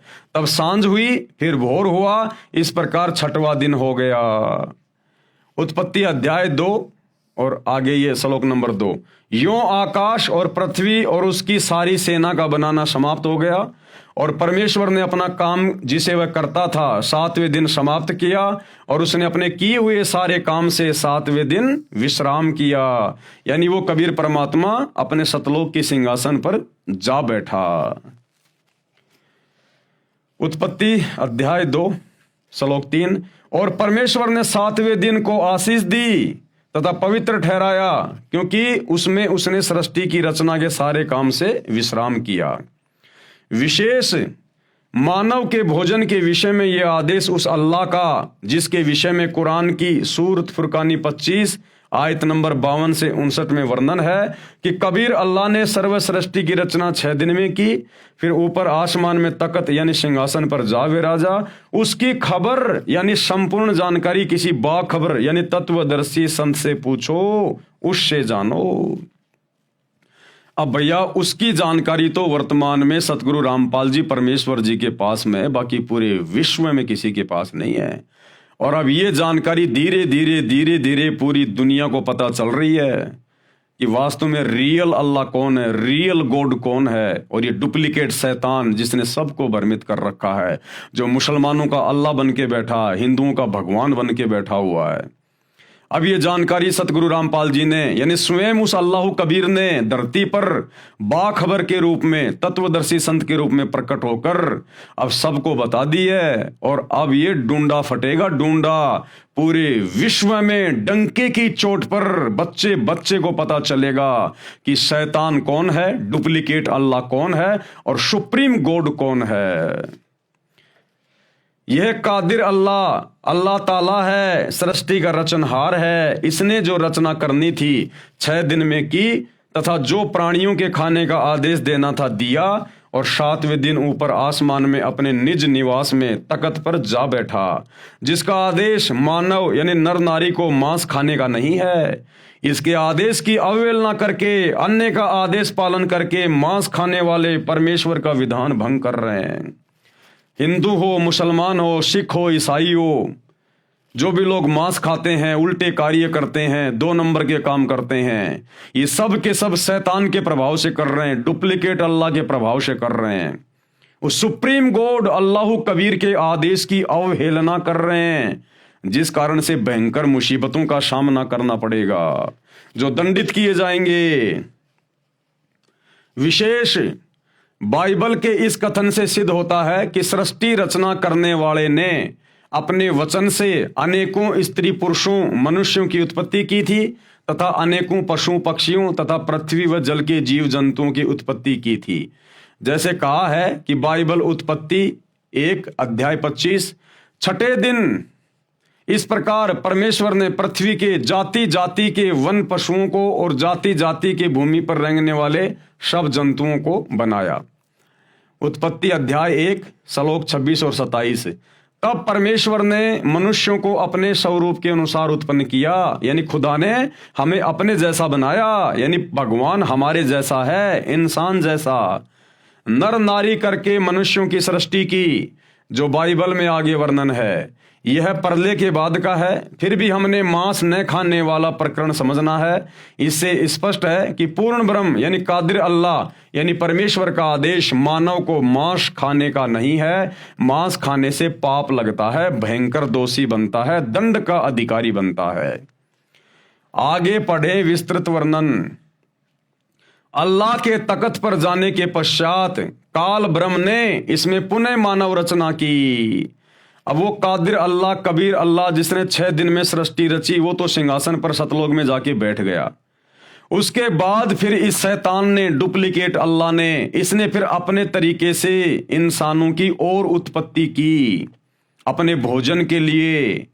सबसे पहले इसने दुर्गा के साथ में शारीरिक संबंध बना के, क्योंकि दुर्गा इस काल की पत्नी है शैतान की, और इसने दुर्गा के माध्यम से 3 पुत्रों की उत्पत्ति की, ब्रह्मा विष्णु महेश की। ब्रह्मा सबसे बड़ा बेटा है, उससे छोटा विष्णु, उससे छोटा शंकर जी।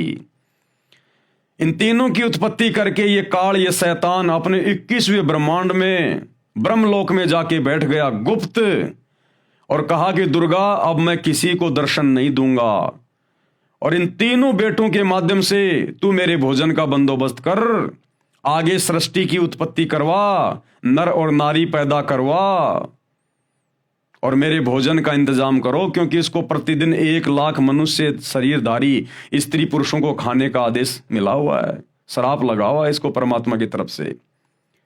तो ये ब्रह्मा जी के माध्यम से संतान उत्पत्ति करवाता है, क्योंकि ब्रह्मा जी रजोगुण प्रधान है, रजोगुण का देवता है। आज इस पृथ्वी पर जितने भी जीव हैं, चाहे इंसान हो चाहे पशु पक्षी हो, जो संतान उत्पन्न करने की जो प्रेरणा होती है, विषय वासना, ये ब्रह्मा जी के कारण होती है।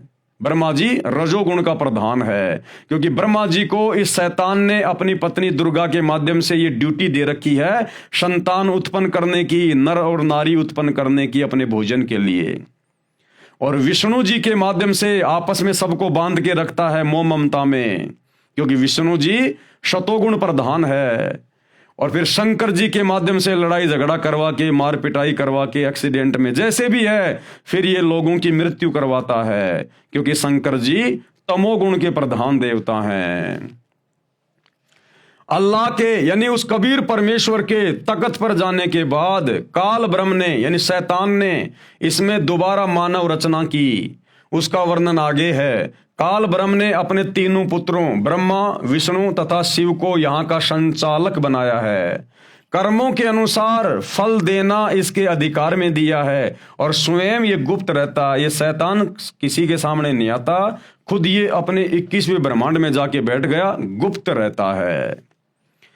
आगे इस पवित्र ग्रंथ बाइबल में कहीं पर मांस खाने का निर्देश है, वह उस पूर्ण ब्रह्म कंप्लीट गॉड का नहीं है। इसी प्रकार यदि पवित्र बाइबल में या पवित्र कुरान में कहीं भी मांस खाने का आदेश है, तो वह पूर्ण ब्रह्म कादिर अल्लाह का नहीं है, वह हमने नहीं मानना है। सूक्ष्म वेद यानी कलाम एक कबीर में कादिर अल्लाह का निर्देश। अब सूक्ष्म वेद में यानी कबीर सागर में और गरीबदास जी के सदग्रंथ साहिब में उस कलाम कबीर यानी अल्लाह कबीर सुप्रीम गॉड का क्या आदेश है। हजरत मोहम्मद जी जिस साधना को करता था वही साधना अन्य मुसलमान समाज भी कर रहा है। वर्तमान में सब मुसलमान श्रद्धालु मांस भी खा रहे हैं, परंतु नबी मोहम्मद जी ने कभी मांस नहीं खाया, तथा न ही उनके सीधे अनुयायियों 1,80,000 ने मांस खाया। केवल रोजा व बंग तथा नमाज किया करते थे, गाय आदि को बिस्मिल यानी हत्या नहीं करते थे। नबी मोहम्मद नमस्कार है राम रसूल कहाया, और 1,80,000 को सौगंध जिन नहीं करद चलाया। अरश कुरश में अलय तकत है, खालिक बिन नहीं खाली। और वो पागंबर पाक पुरुष थे साहिब के अब्दाली, कि नबी हजरत मोहम्मद और उनके फॉलोवर तो बहुत ही पाक थे, पवित्र थे, उन्होंने कभी मांस को छुआ तक नहीं। भावार्थ, नबी मोहम्मद तो आदरणीय हैं जो प्रभु के अवतार कहलाए हैं, यानी शैतान के। कसम है 1,80,000 पैगंबर हुए हैं, तथा जो उनके अनुयायी थे उनको कसम है कि उन्होंने कभी बकरे, मुर्गे तथा गाय आदि पर करद नहीं चलाया, अर्थात जीव हिंसा नहीं की तथा मांस भक्षण नहीं किया। वे हजरत मोहम्मद, हजरत मूसा, हजरत ईसा आदि पैगंबर संदेश वाहक तो पवित्र व्यक्ति थे तथा ब्रह्म यानी ज्योति निरंजन काल के कृपा पात्र थे। परंतु जो आसमान के अंतिम छोर शतलोक में पूर्ण परमात्मा अल्लाहु अकबर अर्थात अल्लाह कबीर है, उस सृष्टि के मालिक की नजर से कोई नहीं बचा है। यानी वो कादिर अल्लाह, समर्थ अल्लाह, अल्लाहु कबीर, वो भैया 7वें आसमान पर यानी शतलोक में अपने तख्त पर सिंहासन पर बैठकर सबको देख रहा है। और फिर जो जैसा करेगा उसी के अनुसार फिर वो उसके कर्म लिखता है और उसी के अनुसार फिर जीव को भोगना पड़ता है। तो उस कादिर अल्लाह का जो 7वें दिन तख्त पे जा बैठा, कबीर, जो वर्तमान में सतगुरु रामपाल जी के रूप में धरती पे प्रकट है, उन्होंने कभी किसी को मांस खाने का आदेश नहीं दिया।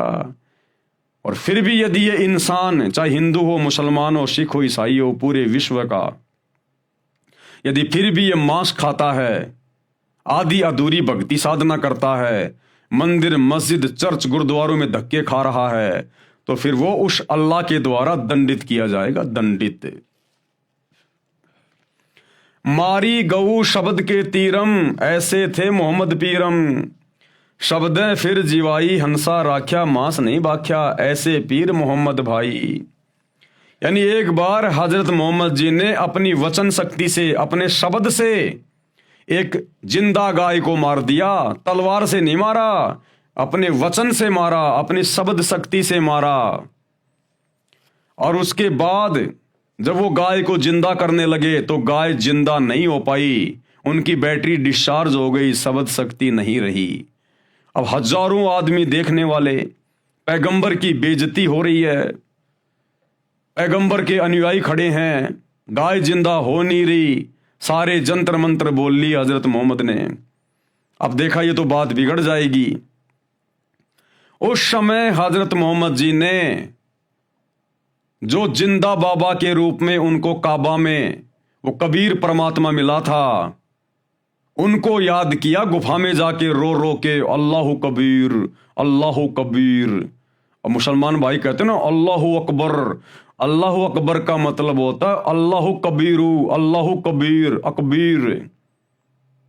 उसको जाके याद किया, क्योंकि जिंदा बाबा के रूप में कबीर परमात्मा ने हजरत मोहम्मद को ये मंत्र दिया था, ये कलमा दिया था कि तू इसका जाप किया कर, अल्लाहु कबीर, अल्लाहु कबीर। तब उसने वहां जाकर उस अल्लाहु कबीर को याद किया, तब वो कबीर परमात्मा हजरत मोहम्मद जी के सामने प्रकट हुआ, उसी जिंदा बाबा के रूप में, केवल उन्हीं को दिखाई दे रहा था। और कहा कि ए हजरत मोहम्मद, मैं इस गाय को जिंदा कर रहा हूं अपनी वचन से, अपनी शक्ति से, और दुनिया को लगेगा कि तू जिंदा कर रहा है, क्योंकि केवल हजरत मोहम्मद जी को ही दिखाई दे रहे थे परमात्मा। वो समर्थ है, चाहेगा उसको दिखाई देगा। तो परमेश्वर ने फिर उस मरी हुई गाय को अपने वचन से जिंदा किया, और लोगों को लगा कि हजरत मोहम्मद जी ने जिंदा कर दिया, हमारे नबी ने जिंदा कर दिया, और उनकी फिर से महिमा बन गई। क्योंकि परमात्मा चाहता है कि लोग भक्ति पे लगे रहें, और ये शैतान, ये डुप्लीकेट अल्लाह चाहता है कि लोग भक्ति से बिल्कुल पीछे हट जाएं।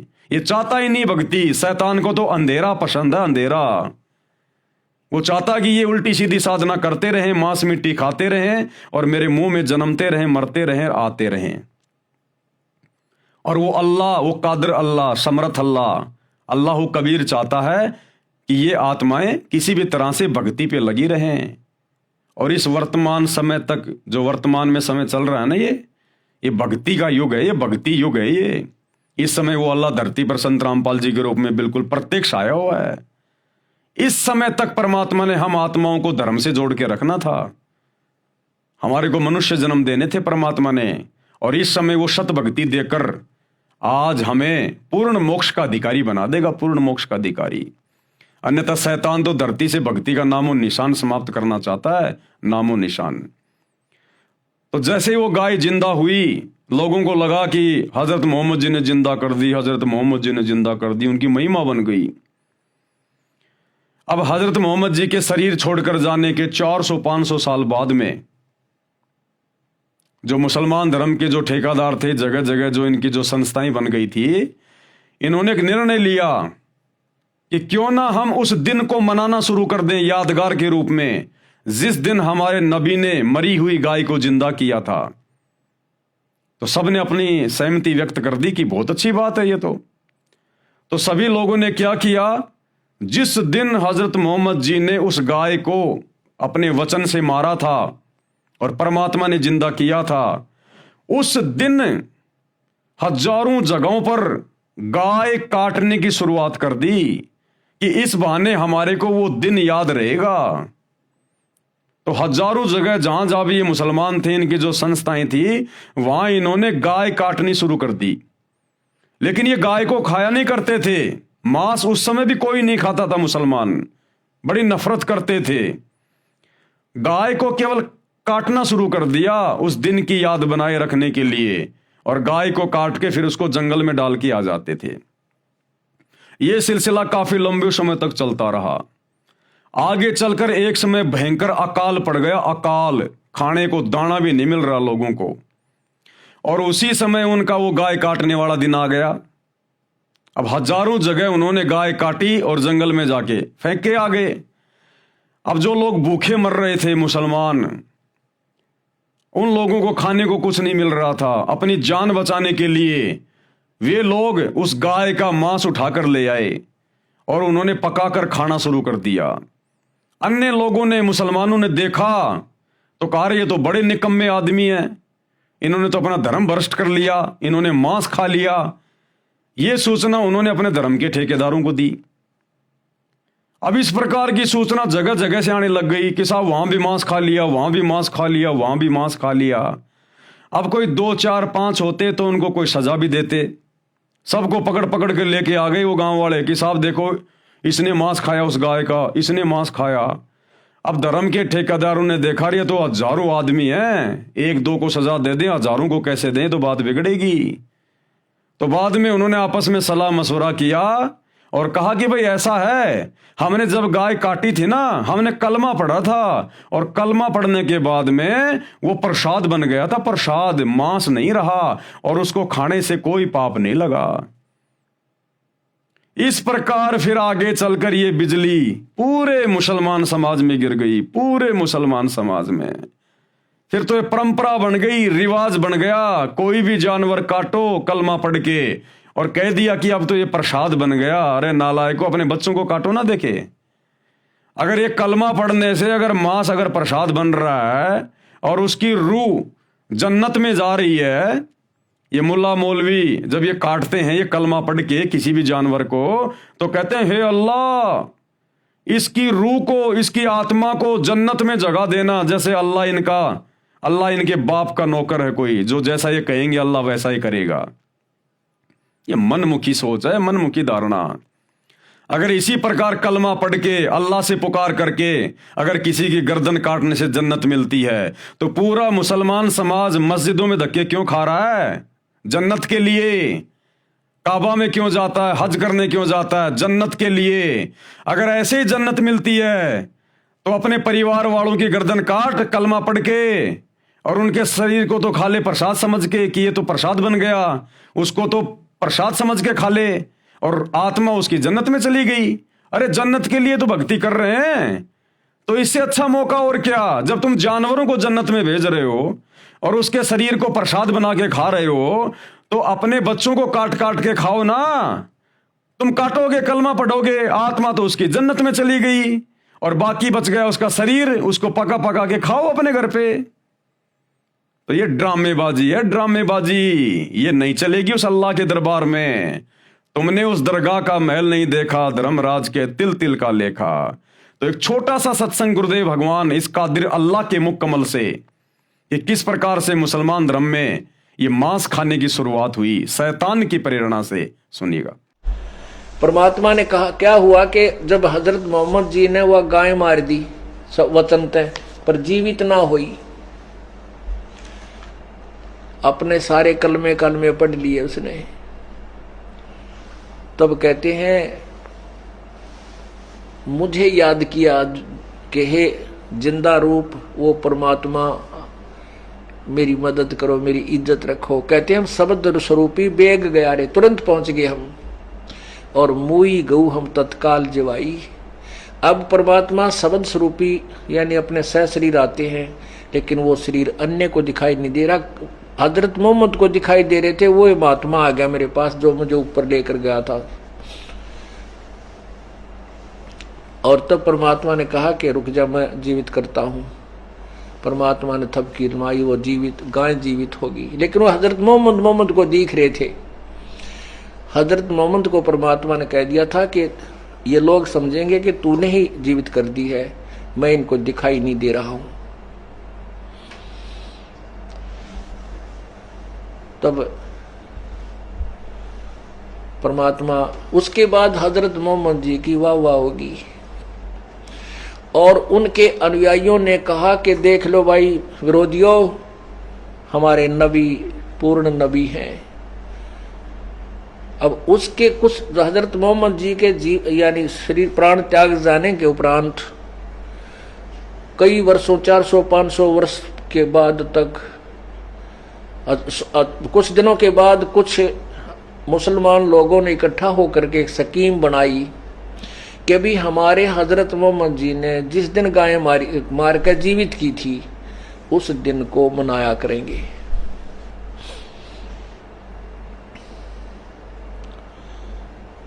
अब सब ने सहमति दे दी, भाई भूलना पड़े या बात तो ठीक है।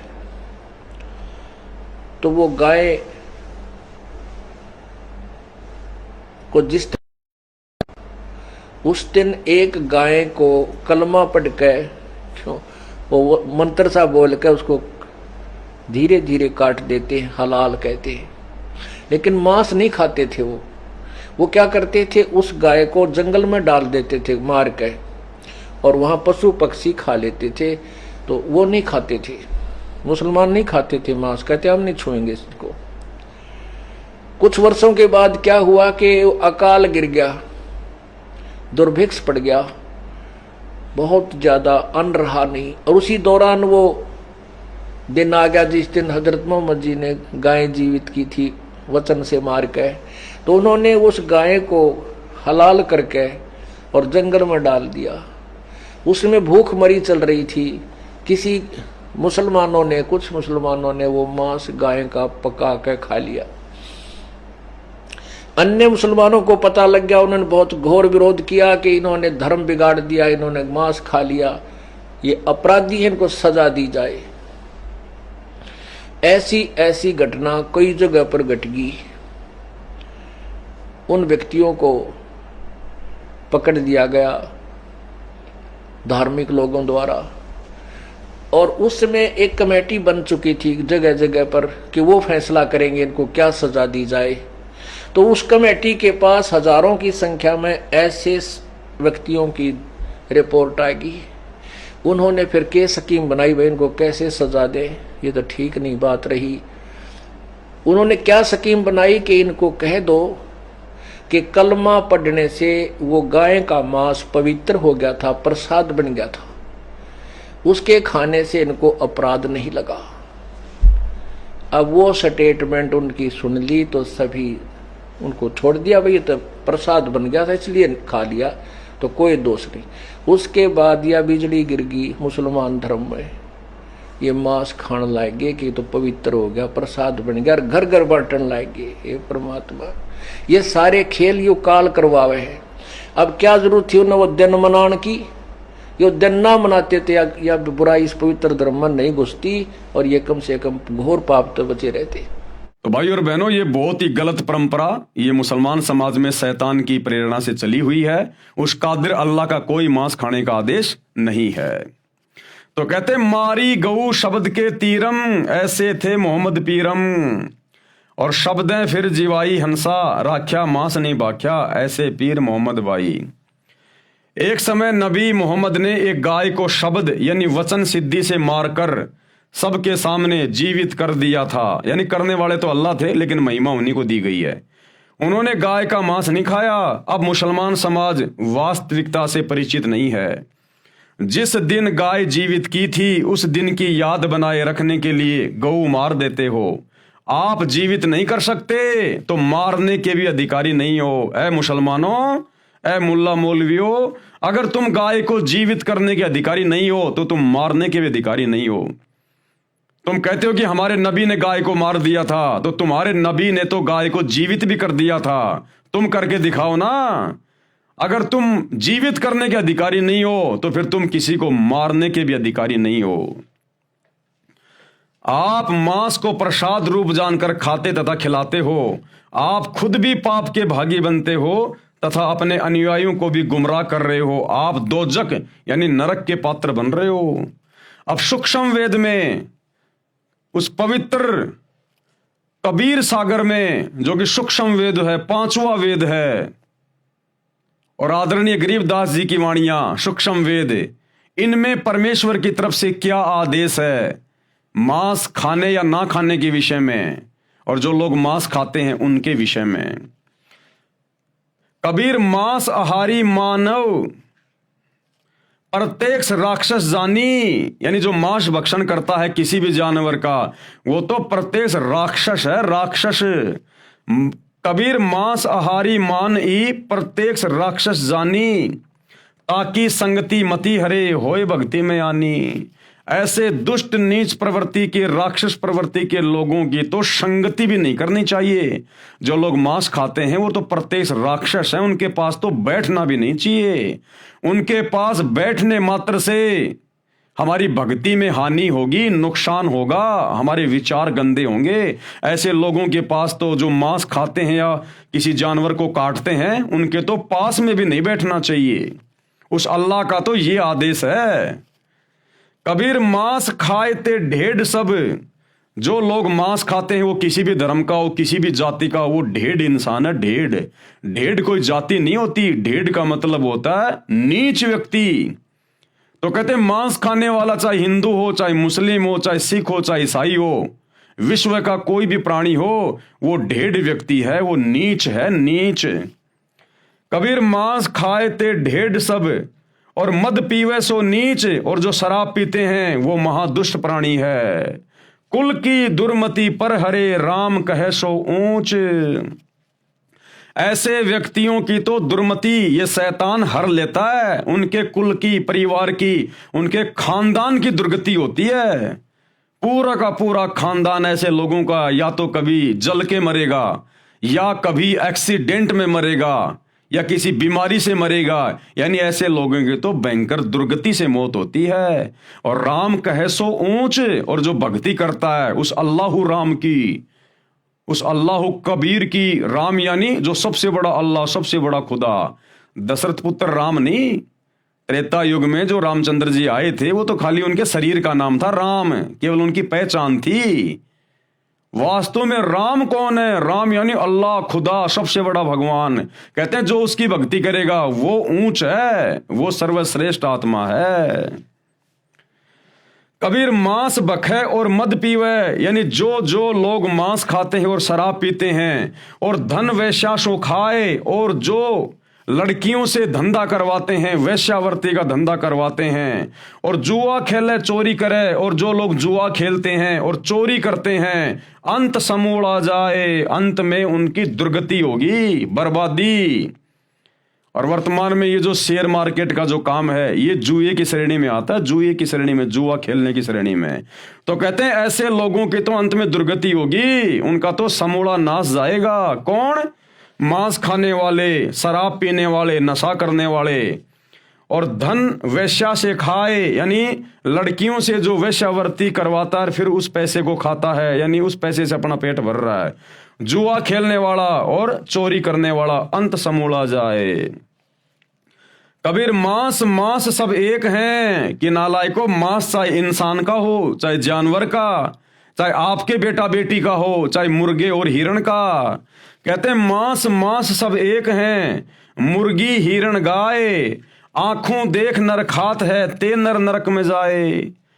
और फिर भी ये इंसान उसको खा रहा है काट काट के। कहते हैं अंत में वो नरक में जाके गिरेगा, दोजख की आग में जाके गिरेगा। वो चाहे हिंदू हो, चाहे मुसलमान हो, चाहे विश्व का कोई भी प्राणी क्यों ना हो, जो एक मांस दूसरे मांस को खा रहा है। कबीर ये कुकर को बख्श है। कबीर अल्लाह कह रहे हैं कि ये मांस खाना तो ये कुत्ते का भोजन है। कबीर ये कुकर को बख्श है, मनुष्य दे क्यों खाए हे नादान प्राणी, ये अनमोल मनुष्य जन्म प्राप्त करके तू क्यों ये गंदगी खा रहा है। मुख में आमिख मेल के नरक परेंगे जाए। कबीर पापी पूजा बैठ के बखे मांस मद दोई, कि एक तरफ तो तुम भक्ति करने का दिखावा करते हो, मुसलमान तुम मस्जिद में जाते हो, नमाज करते हो, हिंदू तुम लोग मंदिर में जाते हो, मूर्तियां पूज रहे हो, और दूसरी तरफ तुम लोग मांस खा रहे हो, शराब पी रहे हो। तिनकी दीक्षा मुक्ति नहीं, कोटि नरक फल होई। गुरु पद पर जो लोग बैठे हैं मुसलमान धर्म में, हिंदू धर्म में, किसी भी धर्म में, और उसके बाद वो मांस भी खाते हैं, शराब भी पीते हैं, नशा भी करते हैं, कैसे ऐसे लोगों से दीक्षा लेने से, उपदेश लेने से मुक्ति नहीं होगी, दोनों नरक में जाएंगे, दोनों के दोनों। कबीर जीव हने हिंसा करे, यानी जीव हत्या करता है, प्रकट पाप सिर होए, उसके सिर पर तो पाप रखा जा रहा है। निगम पुनि ऐसे पाप ते भिस्त गया नहीं कोई। ऐसे कुकर्म करने वाले आज तक तो कभी स्वर्ग में गए नहीं, जन्नत में गए नहीं। अल्लाह कबीर कह रहा है कि ऐसे कुकर्म करने वाले, जीव हत्या करने वाले आज तक कभी भी भिस्त में नहीं गए, स्वर्ग में नहीं गए। उनके सिर पर तो पाप की गठरी रखी है। कबीर तिल भर मछली खाए के कोटि गऊ दे दान। कबीर अल्लाह कह रहा कि अगर किसी ने तिल भर भी मछली खा ली, यानी तिल भर भी मांस खा लिया, चाहे तुम 1 करोड़ गाय दान कर दो, तुम्हारा वो पाप नहीं उतर सकता।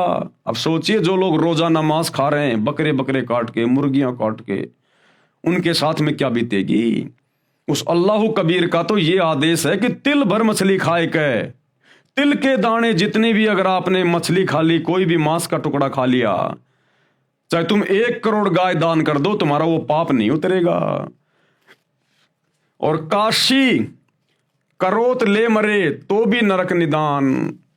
भले फिर तुम काशी में करोत लेके मर जाना, तुम्हारा वो पाप नहीं उतरेगा।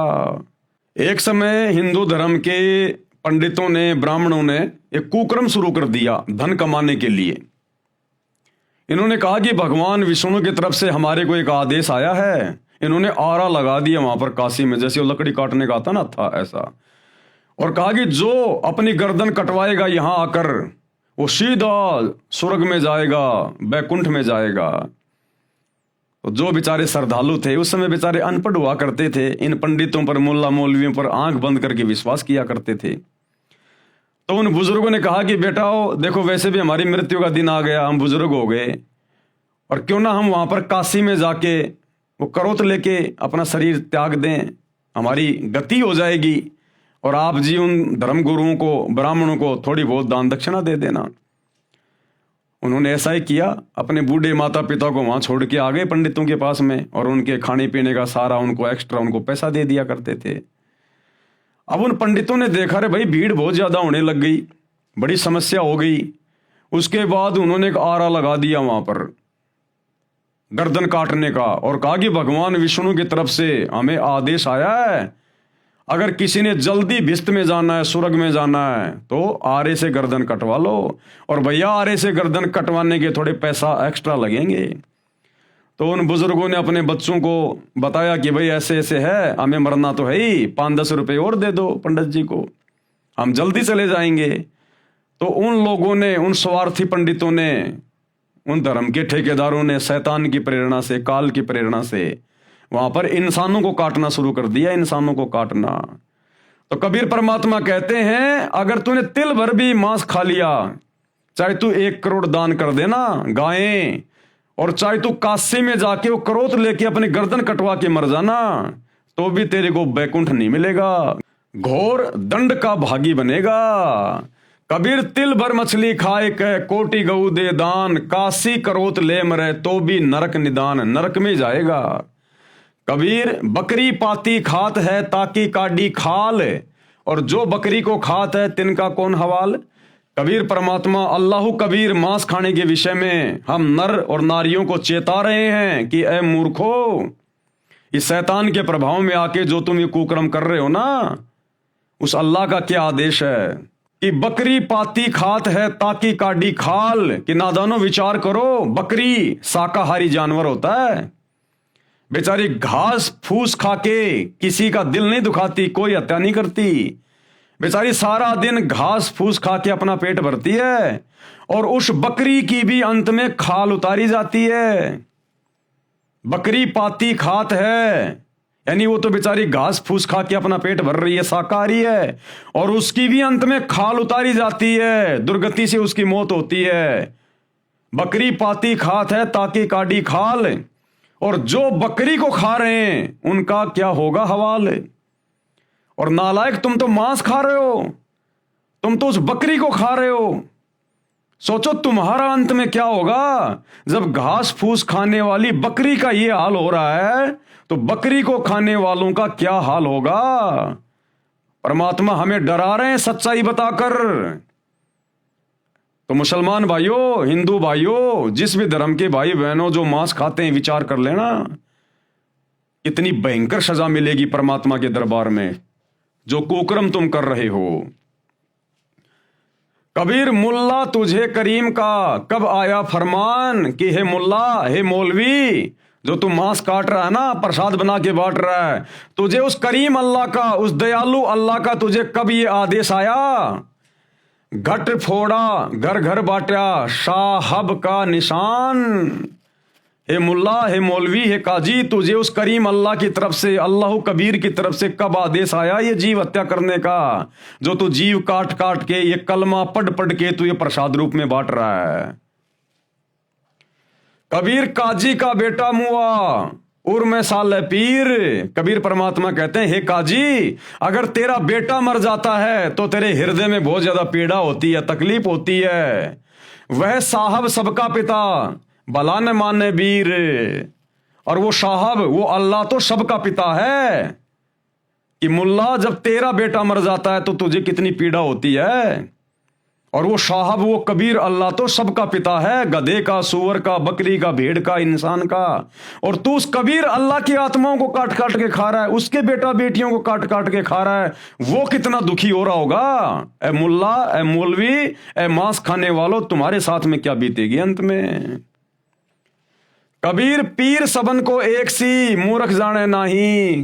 कबीर अल्लाह कह रहे हैं कि सबको एक जैसी पीड़ा होती है, चाहे बकरी हो, चाहे चींटी हो, चाहे हाथी हो, चाहे इंसान हो, सबके अंदर आत्मा है, सबका एक जैसा ही शरीर है अंदर, सबको पीड़ा होती है। देखिए, अपने बेटे का कोई नाखून उतार के खा के दिखाए, जो बकरी का गला काट देते हैं, गाय काट देते हैं, सूअर काट देते हैं, उस अल्लाह के बच्चों को मार मार के खा रहे हो। अपने बच्चे की उंगली काट के खा के दिखाओ कोई, तो कहते हैं पीड़ा सबको एक जैसी होती है। वो बकरा बकरी जो कसाई की दुकान पे बंधे होते हैं, और जब दूसरे बकरे को काटा जाता है तो वो देख देख के रोते हैं, वो भयभीत होते हैं, वो कि भाई हमारा भी नंबर आएगा, हमारा भी नंबर आएगा। और जब उनको काटा जाता है तो क्या वो चिल्लाते नहीं, क्या वो तड़पते नहीं है, क्या उनको दर्द नहीं होता है। तो परमेश्वर हमें जगा रहे हैं मूर्खों को जो शैतान के प्रभाव में है। कबीर पीर यानी पीड़ा सभी को एक सी मूर्ख जाने नहीं, लेकिन जो मूर्ख है, जो मंद बुद्धि है, जो शैतान के प्रभाव में है, वो इन बातों को नहीं जान पाता। अपना गला कटाए कह क्यों न बसो भिस्त के माही। अगर इसी प्रकार से कलमा पढ़कर अगर किसी की गर्दन काटने से अगर उसको भिस्त में जगह मिल रही है, वो आत्मा अगर जन्नत में जा रही है, तो नालायक अपना खुद का गला क्यों नहीं काट रहा तू। अरे जाना तो तूने भी जन्नत में ही है, भिस्त में ही है। मंदिर मस्जिदों में तुम भी तो धक्के वहीं के लिए खा रहे हो। अगर इसी प्रकार से अगर भिस्त मिलता है, स्वर्ग मिलता है, जन्नत मिलती है, तो नालायक अपना भी गर्दन काट और अपने परिवार की भी काट। कबीर मुर्गी मुल्ला से कहे जब करत है क्यों ही। वो मुर्गी यानी कोई भी जानवर जब वो काटता है तो वो मुर्गी उस मुल्ला से कह रही है कि मुझे जबरन क्यों मार रहा है, मुझे क्यों मार रहा है, साहब लेखा मांगसी संकट पड़ी है तो ही। अरे वो परमात्मा, वो साहिब, वो अल्लाह, जब तू शरीर छोड़ के जाएगा वो हिसाब लेगा कि तूने मेरी आत्माओं को क्यों मारा, तेरे को किसने अधिकार दिया, तूने क्यों मांस खाया। कहते हैं उस समय तेरे लेने के देने पड़ जाएंगे मुल्ला। उस समय क्या जवाब देगा उस दरगाह में, तुमने उस दरगाह का महल नहीं देखा, धर्मराज का तिल तिल का लेखा। तो वो मुर्गी उस मुल्ला से कह रही है कि बेटा वहां तेरे लेने देने पड़ जाएंगे, अल्लाह के सामने तू क्या जवाब देगा फिर। कबीर जोर करी जब है करे, यानी जबरदस्ती करके और तुम उनकी हत्या कर रहे हो, और मुख से कहे हलाल कि हमने तो इनको हलाल कर दिया, हलाल कर दिया। अरे साहब लेखा मांगसी तब होसी कौन हवाल, जब वो परवरदिगार तेरे से लेखा मांगेगा, तेरा हिसाब किताब करेगा, तब वहां पर तेरी कौन रक्षा करेगा, तब तेरा कौन हवाल होगा वहां पर। उस दिन की सोच डर। कबीर जोर किया जुल्म है मांगे जवाब खुदाए, आज जो तुम जोर जबरदस्ती जानवरों को मार रहे हो, काट रहे हो, तुम जुल्म कर रहे हो, वो खुदा तुमसे जवाब मांगेगा। और खालिक दर खूनी बड़ा मार मुही मुंह खाए, उस खालिक यानी उस परवरदिगार के दरबार में, उसके दरगाह में जब तू खूनी हत्यारा वहां पर खड़ा होगा तो वहां पर तू मुंह ऊपर करके बात नहीं कर पाएगा। कबीर गला काट कलमा भरे किया कहे हलाल, साहब लेखा मांगसी तब होसी सवाल जवाब। कबीर गला गुस्सा का काटिए मियाँ कहर को मार, जो पांचों बिस्मिल करे तब पावे दीदार। कि कैसे तुम उस परमात्मा की दीदार करोगे जो ऐसे निकृष्ट कर्म यहां कर रहे हो जीव हत्या करके। कबीर ये सब झूठी बंदगी बेरिया पांच नमाज, कि ये तुम्हारी झूठी बंदगी है, ये तुम्हारी झूठी इबादत है। ये तुम दिन में तो रोजे करते हो, नमाज पढ़ते हो, रात को तुम जीव हत्या करते हो, बकरी काटते हो, गाय काटते हो, मुर्गा काटते हो। ये क्या बंदगी है तुम्हारी, क्या तुम ये भक्ति कर रहे हो। कबीर ये सब झूठी बंदगी बेरिया पांच नमाज, सांचे ही मारे झूठ पड़ी काजी करे अकाज। कबीर दिन को रोजा रहत है, दिन में तो तुम रोजा कर रहे हो, तुम ये व्रत कर रहे हो, और रात हनत है गाय, और जैसे ही रात्रि होती है तुम जानवर को काट देते हो, गाय को काट देते हो। यह खून वह बंदगी, एक तरफ तो तुम अल्लाह की इबादत कर रहे हो, दूसरी तरफ उसी की आत्मा, उसी की रूह को काट रहे हो। कहूं क्यों खुशी खुदाए। अरे ये कुकर्म करने से अल्लाह भला कैसे प्रसन्न होगा, कैसे खुश होगा तुमसे। कबीरा तेई पीर है जो जाने पर पीर। कबीर परमात्मा कहते हैं कि वास्तव में वही पीर है, यानी परमात्मा को जानने वाला है, अच्छी आत्मा है, जो जाने पर पीर, जो दूसरे की पीड़ा को जानता है। और जो पर पीर ने जान है, जो दूसरे की पीड़ा को नहीं जानता, सो काफिर बेपीर, वो तो काफिर है, काफिर। कबीर खूब खाना खिचड़ी, कि देखो खिचड़ी खाओ, दाल चावल खाओ, बासमती चावल खाओ, उसमें घी डालो देसी, ये है खाना, ये वाला खाना खाओ। कबीर खूब खाना खिचड़ी माही पड़ी टुकलोन, और मांस पराया खाए के गला कटावे कौन।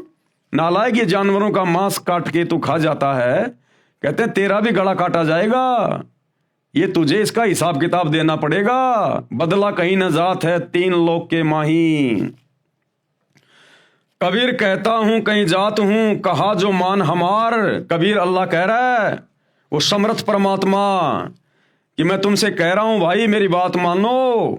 और जाका गला तुम काट हो, जिसका आज तुम गला काट रहे हो, गर्दन काट रहे हो, सो फिर काटे तुम्हार, वो फिर एक दिन तुम्हारा गला काटेगा। आज चाहे मुल्ला हो, मौलवी हो, हिंदू हो, कोई भी हो, और जो आज जीव हत्या कर रहा है या फिर मांस खा रहा है बाहर से ला के, अगले जन्म में उस मुल्ला मौलवी ने जितने भी जानवर काटे हैं, बकरे काटे हैं, मुर्गे काटे हैं, वो बकरे और मुर्गे तो बनेंगे मौलवी, मुल्ला, कसाई, और वो कसाई मुल्ला मौलवी बनेगा अगले जन्म में मुर्गा, बकरी, और इसी प्रकार से फिर अपना गला कटवाना पड़ेगा। ये यहाँ का रूल है, यहाँ का नियम है। तो परमात्मा कहते हैं, कबीर कहता हूं कहीं जात हूं कहा जो मान हमार, और जिसका गला तुम काट रहे हो सो फिर काटेगा तुम्हारे। कबीर हिंदू के दया नहीं, मेहर तुरक के नाही। कबीर परमात्मा कह रहे हैं कि हिंदू के हृदय में बिल्कुल भी दया नहीं है जो मांस खाते हैं, और मेहर तुरक के नाही, और तुर्क यानी मुसलमान के भी बिल्कुल मेहर नहीं है, दया नहीं है। कहे कबीर दोनों गया लख 84 माही। ऐसा कुकर्म करने वाला चाहे हिंदू हो चाहे मुसलमान हो, दोनों 84 लाख योनियों में जाएंगे, गधे कुत्ते बन के अपना कर्म भोगेंगे।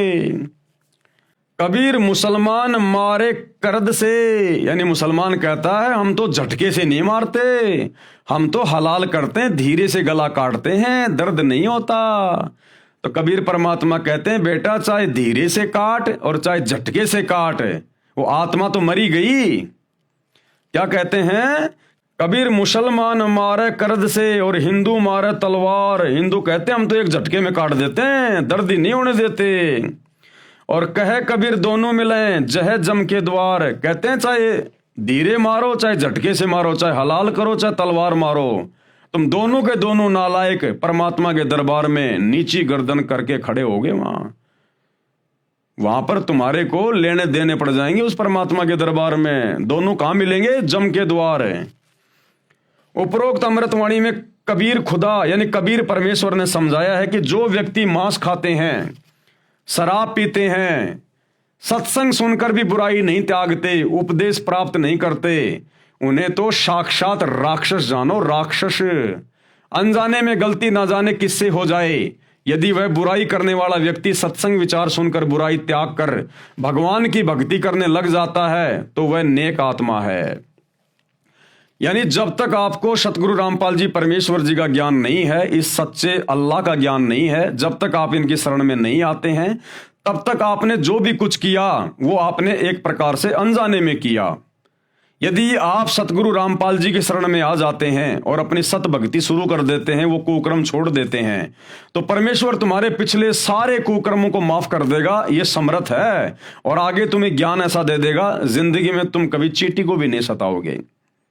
और भाई यदि तुम सतगुरु रामपाल जी की शरण में आए नहीं और तुमने जितनी भी जीव हत्या की हैं, भैया तुमने फिर अपना वो भोग भोगना पड़ेगा। उतनी बार तुमने वो जानवर बनने पड़ेंगे जितने जानवरों के तुमने गले काटे हैं। वह चाहे किसी भी जाति व धर्म का हो, जो मांस आहार तथा सुरापान त्याग कर यानी नशा करना छोड़कर प्रभु भक्ति नहीं करता, वह तो ढेढ़ यानी नीच व्यक्ति है। मांस खाए ते ढेढ़ सब और मद पीवे सो नीच। चाहे किसी जातीय धर्म का हो, भावार्थ है कि उच्च कर्म करने वाला उच्च है तथा नीच कर्म करने वाला नीच है। जातीय धर्म विशेष में जन्म मात्र से ऊंच नीच नहीं होता। अगर कोई ब्राह्मण ये कहता कि मैं तो ऊंची जाति का हूं, और अगर वो मांस खाता है, शराब पीता है, जुआ खेलता है, चोरी करता है, झूठ बोलता है, तो वो सबसे बड़ा नीच है, सबसे बड़ा नीच है। और जिसको लोग नीच समझते हैं, छोटी जाति वाले, वो अगर ये जीव हत्या करना छोड़कर मांस वगैरह नहीं खाता, शराब नहीं पीता, चोरी जारी नहीं करता और भगवान की भक्ति करता है, तो उस ब्राह्मण से लाख गुना ऊंच है वो, लाख गुना ऊंच। यानी जाति से कोई ऊंचा नीचा नहीं होता, कर्मों से लोग ऊंचे नीचे होते हैं। जाति या धर्म विशेष में जन्म मात्र से ऊंच नीच नहीं होता। जिन भक्तों ने उपदेश ले रखा है, अब देखो भाई और बहनों ध्यान से सुनना, आप और हम जितने भी सतगुरु रामपाल जी परमेश्वर जी के इस अल्लाह कबीर के फॉलोवर हैं, भगत हैं, हमारे लिए परमात्मा कितनी अच्छी शिक्षा दे रहे हैं।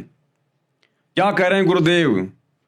ये जितने भी प्रकार के लोग जो इस प्रकार के कुकर्म कर रहे हैं ना, ये कोई मांस खा रहा है, कोई शराब पी रहा है, कोई बीड़ी पी रहा है, कोई हुक्का पी रहा है, कोई तमाकू पी रहा है, कोई राजनीति कर रहा है, हमें गुरुदेव भगवान ने, अल्लाह कबीर ने ऐसे लोगों के पास में बैठने से भी मना किया है। क्या कह रहे हैं? जिन साधकों ने यानी भक्तों ने उपदेश ले रखा है, उन्हें उपरोक्त प्रकार के बुराई करने वालों के पास नहीं बैठना चाहिए, जिससे आपकी भक्ति में बाधा पड़ेगी। अब बताओ भाई, सतलोक आश्रमों से जुड़े हुए भाई बंधु, गुरुदेव का परिवार, उनके बेटा बेटी, भाई बंधु, रिश्तेदार, अब बताओ इन लोगों ने आनंदपाल जैसे गुंडों की सीबीआई जांच करवाई, उनके साथ में बैठे, उनके धरनों पर, उनकी रैलियों में। हरियाणा के जाट आरक्षण में लाखों भक्तों को जाटों के धरने पे बैठाया, करोड़ों रुपया भक्तों का चंदे के रूप में दिया। अब बताओ भाई और बहनों, गुरुदेव के दोनों लड़के जाट महासभा में जाके जाटों की धर्मशाला का उद्घाटन कर रहे हैं, नेताओं के साथ बैठ के खा रहे हैं, पी रहे हैं। अरे वो तो जगत के लोग हैं भैया, वो तो मांस भी खाते हैं, शराब भी पीते हैं। उक्का तो हरियाणा के जाटों का कभी बंदी नहीं होता। और गुरुदेव मना कर रहे हैं कि भक्तों ने ऐसे लोगों के पास में बैठना ही नहीं चाहिए जो मांस खाते हैं, शराब पीते हैं, तम्बाकू पीते हैं, नहीं तो तुम्हारी भक्ति बिगड़ेगी। ये आदेश हो गया भगवान का। तो सोचिए आप और हम सत्सेवक भाई बहन जिनको गुरुदेव ने साथ संगति से जोड़ दिया, हम तो ऐसे लोगों की शक्ल देखना भी पसंद नहीं करते। और गुरुदेव का परिवार और ये लाखों की संगत जो आश्रमों से जुड़ी है, ये नादानी में ऐसे जगत वाले लोगों की गोद में जाके बैठ रही है। तो सोचिए कितने बड़े पापी हैं ये लोग, अपने गुरु की अवहेलना कर रहे हैं, उनके वचन की अवहेलना कर रहे हैं, कादिर कबीर परमेश्वर के वचन की अवहेलना कर रहे हैं। क्या बीतेगी इनके साथ में। जिन भक्तों ने उपदेश ले रखा है उन्हें उपरोक्त प्रकार के बुराई करने वालों के पास नहीं बैठना चाहिए, जिससे आपकी भक्ति में बाधा पड़ेगी। जो व्यक्ति मांस भक्षण करते हैं, शराब पीते हैं, जो स्त्री वैश्यावर्ती करती है तथा जो व्यक्ति उससे व्यवसाय करवाकर वैश्या से धन प्राप्त करते हैं और जुआ खेलते हैं तथा चोरी करते हैं, समझाने से भी नहीं मानते, वह तो महापाप के भागी हैं तथा घोर नरक में गिरेंगे। मांस चाहे गाय, हिरण तथा मुर्गी आदि आदि किसी भी प्राणी का है, जो व्यक्ति मांस खाते हैं वे नरक के भागी हैं। जो व्यक्ति अनजाने में मांस खाते हैं, जैसे आप किसी रिश्तेदारी में गए, आपको पता ही नहीं लगा कि सब्जी है या मांस, आपने खा लिया, तो आपको दोष नहीं है, परंतु आगे से अति सावधान रहना है। अगर धोखे से अगर किसी भगत को या किसी व्यक्ति को अगर कोई मांस खिला दे सब्जी के बहाने, या किसी कोल्ड ड्रिंक में शराब डाल के पिला दे, बियर डाल के पिला दे धोखे से, और यदि आपने मांस खा लिया, वो शराब पी ली, यदि आपने धोखे से, भले आपने सतगुरु रामपाल जी से उपदेश ले रखा है, और यदि आपके साथ में किसी ने धोखा कर दिया इस प्रकार से, तो आपकी मर्यादा खंडित नहीं है, आपका नाम खंडित नहीं है। लेकिन आगे से उन लोगों की, उन दुष्टों की शक्ल भी नहीं देखनी हमने। आगे से हमने अति सावधान रहना है, अति सावधान। तो परमात्मा हमें भी कुछ सावधानियां बता रहे हैं। तो आपको दोष नहीं है, परंतु आगे से अति सावधान रहना है। जो व्यक्ति आंखों देखकर भी खा जाते हैं वे दोषी हैं।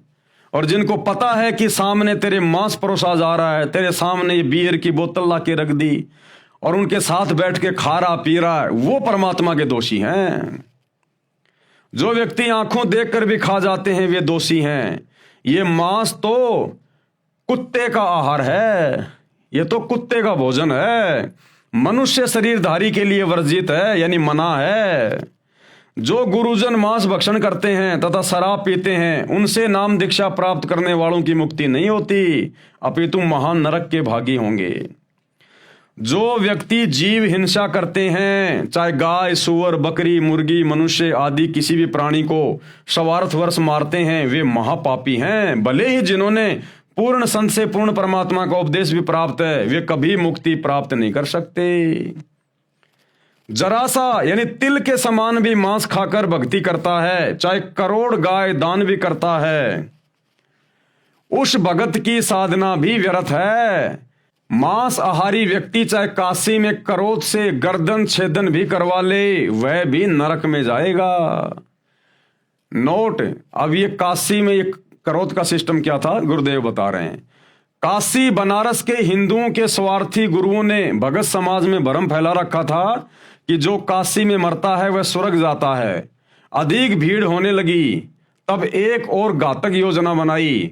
उसके तहत कहा कि जो जल्दी स्वर्ग जाना चाहता है उसके लिए गंगा पर एक करोत भगवान का भेजा हुआ आता है, उससे गर्दन कटवाने वालों के लिए स्वर्ग के दरवाजे खुले रहते हैं। उन स्वार्थी गुरुजनों ने मनुष्य हत्या के लिए एक हत्था खोल दिया। श्रद्धालु भक्तों ने आत्म कल्याण के लिए वहां गर्दन कटवाना भी स्वीकार कर लिया, परंतु ज्ञानहीन गुरुओं के द्वारा बताई साधना से भी कोई लाभ नहीं होता। इसलिए कहा है कि मांस खाने वाला चाहे कितनी भी भक्ति तथा पुण्य व दान तथा बलिदान करे, उसका कोई लाभ नहीं। बकरी पाती खात है, वाकी काडी खाल, और जो बकरी को खात है उसका कौन हवाल। बकरी जो आपने मार डाली वह तो घास फूस पत्ते आदि खाकर पेट भर रही थी। इस काल लोक में ऐसे शाकाहारी शरीफ पशु की भी हत्या हो गई, तो जो बकरी का मांस खाते हैं उनका तो अधिक बुरा हाल होगा। पशु आदि जो हलाल बिस्मिल आदि करके मांस खाने व प्रसाद रूप में वितरित करने का आदेश दयालु यानी करीम प्रभु का कब प्राप्त हुआ कि हे मुल्ला, तुझे ये मांस काटकर प्रसाद बनाकर खाने का और बांटने का उस करीम अल्लाह परवरदिगार सुप्रीम गॉड कबीर से कब तुझे आदेश प्राप्त हुआ? क्योंकि पवित्र बाइबल उत्पत्ति ग्रंथ में पूर्ण परमात्मा ने 6 दिन में सृष्टि रची, 7वें दिन ऊपर तख्त पर जा बैठा तथा सब मनुष्यों के आहार के लिए आदेश किया था कि मैंने तुम्हारे खाने के लिए फलदार वृक्ष तथा बीजदार पौधे दिए। उस करीम यानी दयालु पूर्ण परमात्मा की ओर से आपको फिर से कब आदेश हुआ? वह कौन सी कुरान में लिखा है? पूर्ण परमात्मा सब मनुष्यों आदि की सृष्टि रचकर ब्रह्म जिसे अव्यक्त कहते हैं, शैतान जो कभी सामने प्रकट नहीं होता, गुप्त कार्य करता तथा करवाता रहता है, उसको दे दिया। यानी 6 दिन में यहाँ की सृष्टि रच के यहाँ का सारा ये कार्यभार उस सुप्रीम गॉड ने इस डुप्लीकेट अल्लाह इस शैतान को दे दिया कि ले भैया, ये मेरे आदेश हैं, ये मेरा फरमान है। अगर इस प्रकार से लोग मेरे वचन में रह के अपना भक्ति करेंगे, अपना काम धंधा करेंगे तो ठीक है, यदि मेरे वचन की उल्लंघना की तो फिर घोर दंड के भागी बनेंगे। बाद में पवित्र बाइबल तथा पवित्र कुरान शरीफ या कुरान मजीद आदि ग्रंथों में जो विवरण है वह ब्रह्म यानी काल ज्योति निरंजन का तथा उसके फरिश्तों का है। अगर उसके बाद कुरान मजीद में, कुरान शरीफ में या बाइबल में अगर कहीं पर मांस खाने का जिक्र है तो वो शैतान के फरिश्तों का है, उस करीम अल्लाह का नहीं है। या फिर भूत प्रेतों का है। करीम अर्थात दयालु पूर्ण ब्रह्म अल्लाह कबीर का नहीं है। उस पूर्ण ब्रह्म के आदेश की अवहेलना किसी भी फरिश्ते व ब्रह्म आदि के कहने से करने की सजा भोगनी पड़ेगी। और एक उदाहरण दे रहे हैं गुरुदेव भगवान कि परमात्मा के संविधान को तोड़कर जो व्यक्ति शैतान के संविधान को मानकर ये उल्टे काम करेगा, मांस खाएगा, शराब पिएगा, चोरी जारी करेगा, वो फिर कैसे सजा भोगेगा। एक उदाहरण दे रहे हैं गुरुदेव। उदाहरण, एक समय एक व्यक्ति की दोस्ती एक पुलिस थानेदार से हो गई। उस व्यक्ति ने अपने दोस्त थानेदार से कहा कि मेरा पड़ोसी मुझे बहुत परेशान करता है। थानेदार यानी एसएचओ ने कहा कि मार लठ, मैं आप निपट लूंगा। थानेदार दोस्त की आज्ञा का पालन करके उस व्यक्ति ने अपने पड़ोसी को लठ मारा। सिर में चोट लगने के कारण पड़ोसी की मृत्यु हो गई। उसी क्षेत्र का अधिकारी होने के कारण वह थाना प्रभारी अपने दोस्त को पकड़ कर लाया और कैद में डाल दिया तथा उस व्यक्ति को मृत्यु दंड मिला। उसका दोस्त थानेदार कुछ मदद नहीं कर सका, क्योंकि राजा का संविधान है कि यदि कोई किसी की हत्या करेगा तो उसे मृत्यु दंड प्राप्त होगा। उस नादान व्यक्ति ने अपने मित्र दरोगा की आज्ञा मानकर राजा का संविधान भंग कर दिया, जिससे जीवन से हाथ धो बैठा।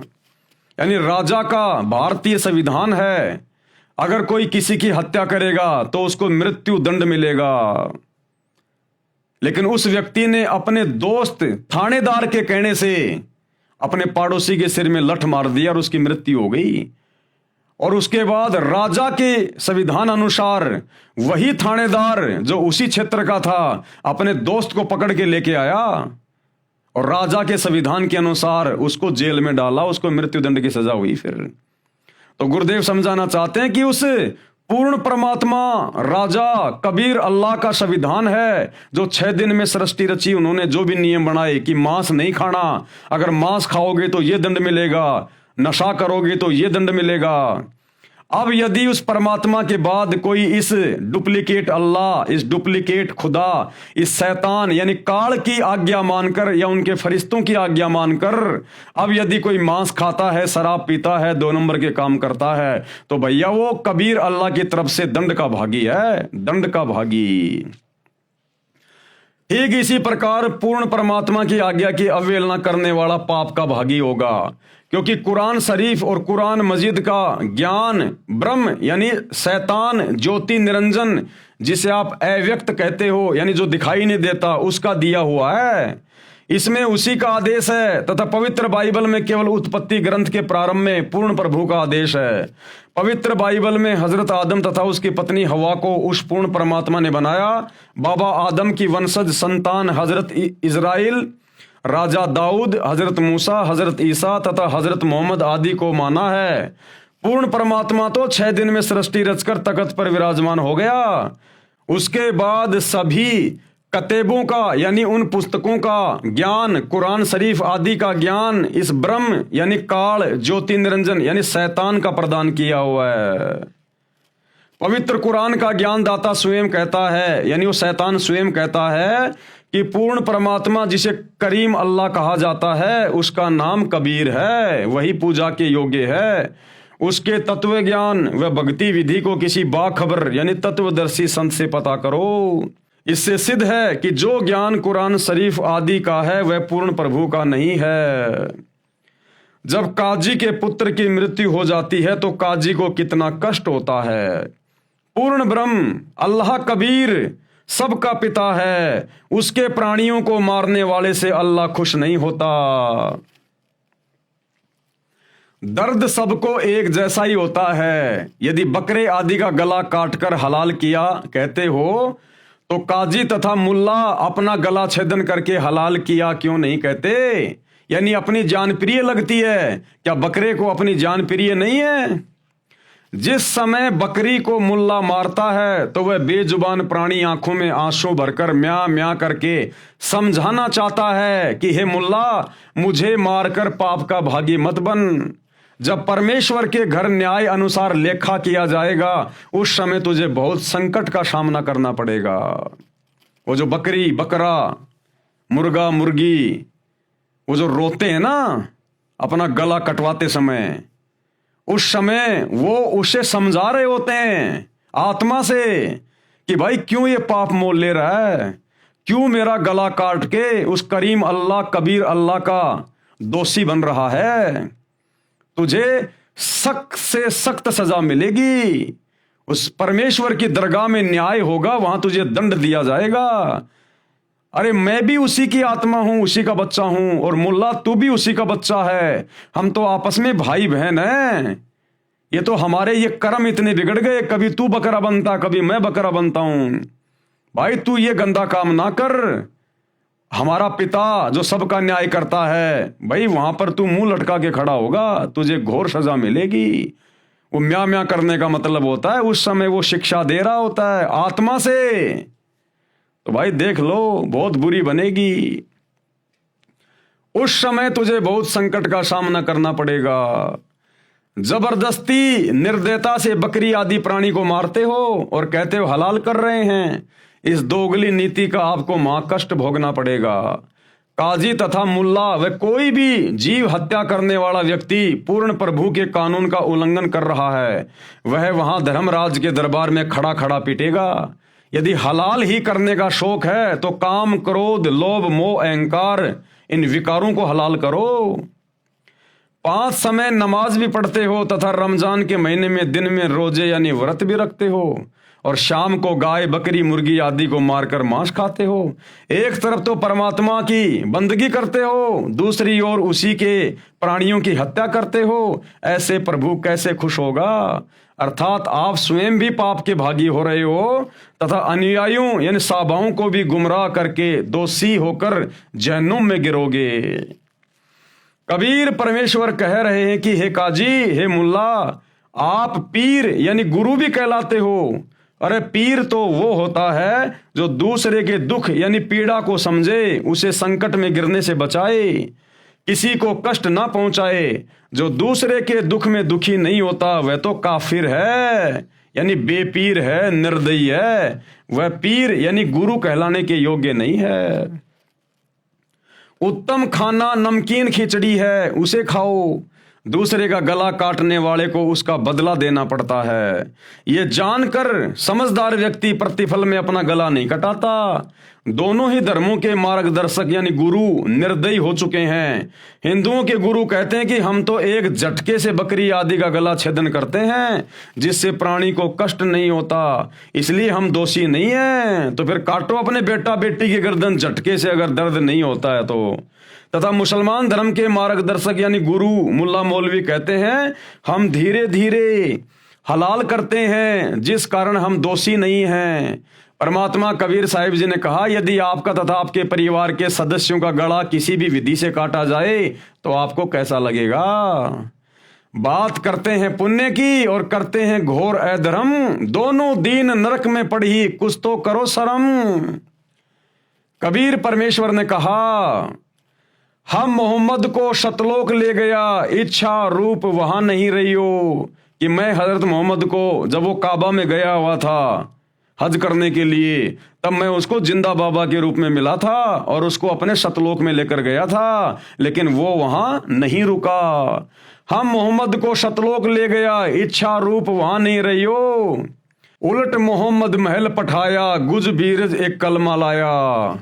तो परमेश्वर कबीर अल्लाह ने कहा कि मैंने वापस हजरत मोहम्मद को महल यानी उसके शरीर में छोड़ दी उसकी आत्मा, और गुज बीरज एक कलमा लाया, और वहां मैंने उसको एक कलमा दिया था, अल्लाहु कबीर कि तू ये नाम जाप किया कर। रोजा बंग निमाज दई रे, मैंने हजरत मोहम्मद को रोजा रखने के लिए कहा था, बंग के लिए कहा था और निमाज पढ़ने के लिए कहा था, और बिस्मिल की नहीं बात कही रे, ये जीव हत्या करने का मैंने कोई आदेश नहीं दिया।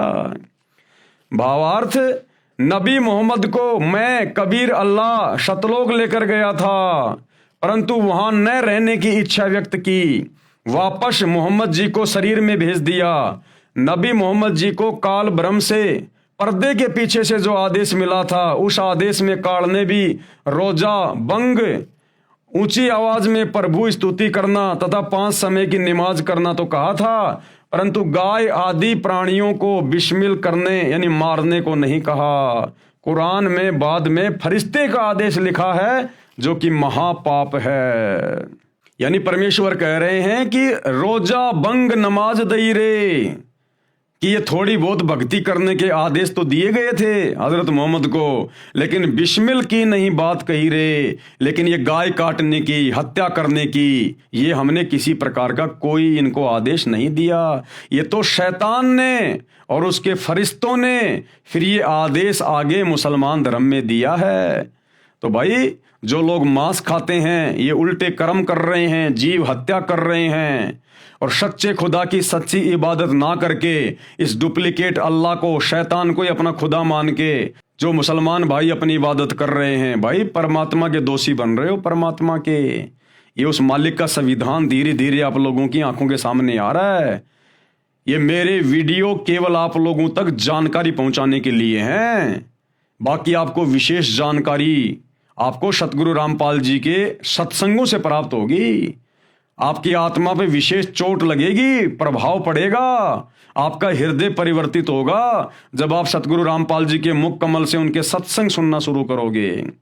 ये हमारे द्वारा वीडियो बनाना तो केवल एक नॉलेज मात्र है, एक संदेशा है आप लोगों तक पहुंचा रहे हैं कि आप लोग सतगुरु रामपाल जी के सत्संग सुनना शुरू करें। आगे भाई और बहनों, कल हम देखेंगे पवित्र ग्रंथ कुरान में प्रवेश से पहले ये जो 6 वीडियो बने हैं, ये 6 वीडियो तो एकमात्र भूमिका बनी है, भूमिका मुसलमान भाइयों को समझाने के लिए कि तुम्हारी कुरान शरीफ क्या कहती है, बाइबल क्या कहती है, कुरान मजीद क्या कहती है, अल्लाह कौन है, शैतान कौन है, मांस खाने का आदेश अल्लाह का है या शैतान का है, सच्ची भक्ति क्या है, सच्ची इबादत क्या है। ये केवल एक भूमिका बनी है अभी तक जो 6 वीडियो बने हैं। कल जो 7वां वीडियो आप देखेंगे रात्रि 8 बजे, तो परमेश्वर कह रहे हैं पवित्र ग्रंथ कुरान में प्रवेश करने से पहले ये आगे का जो ज्ञान है मुसलमान धर्म की पुस्तकों का, ये कल से शुरू होगा, कल से। तो सभी भाई बहन कल रात्रि 8 बजे दास के Facebook page Pawan Das is live के ऊपर लाइव जुड़ें तब तक गुरुदेव भगवान हम सबको आज्ञा दें, इजाजत दें, सद्बुद्धि दें, आशीर्वाद दें। बंदी छोड़ अल्लाह कबीर, सतगुरु रामपाल जी परमेश्वर की जय हो।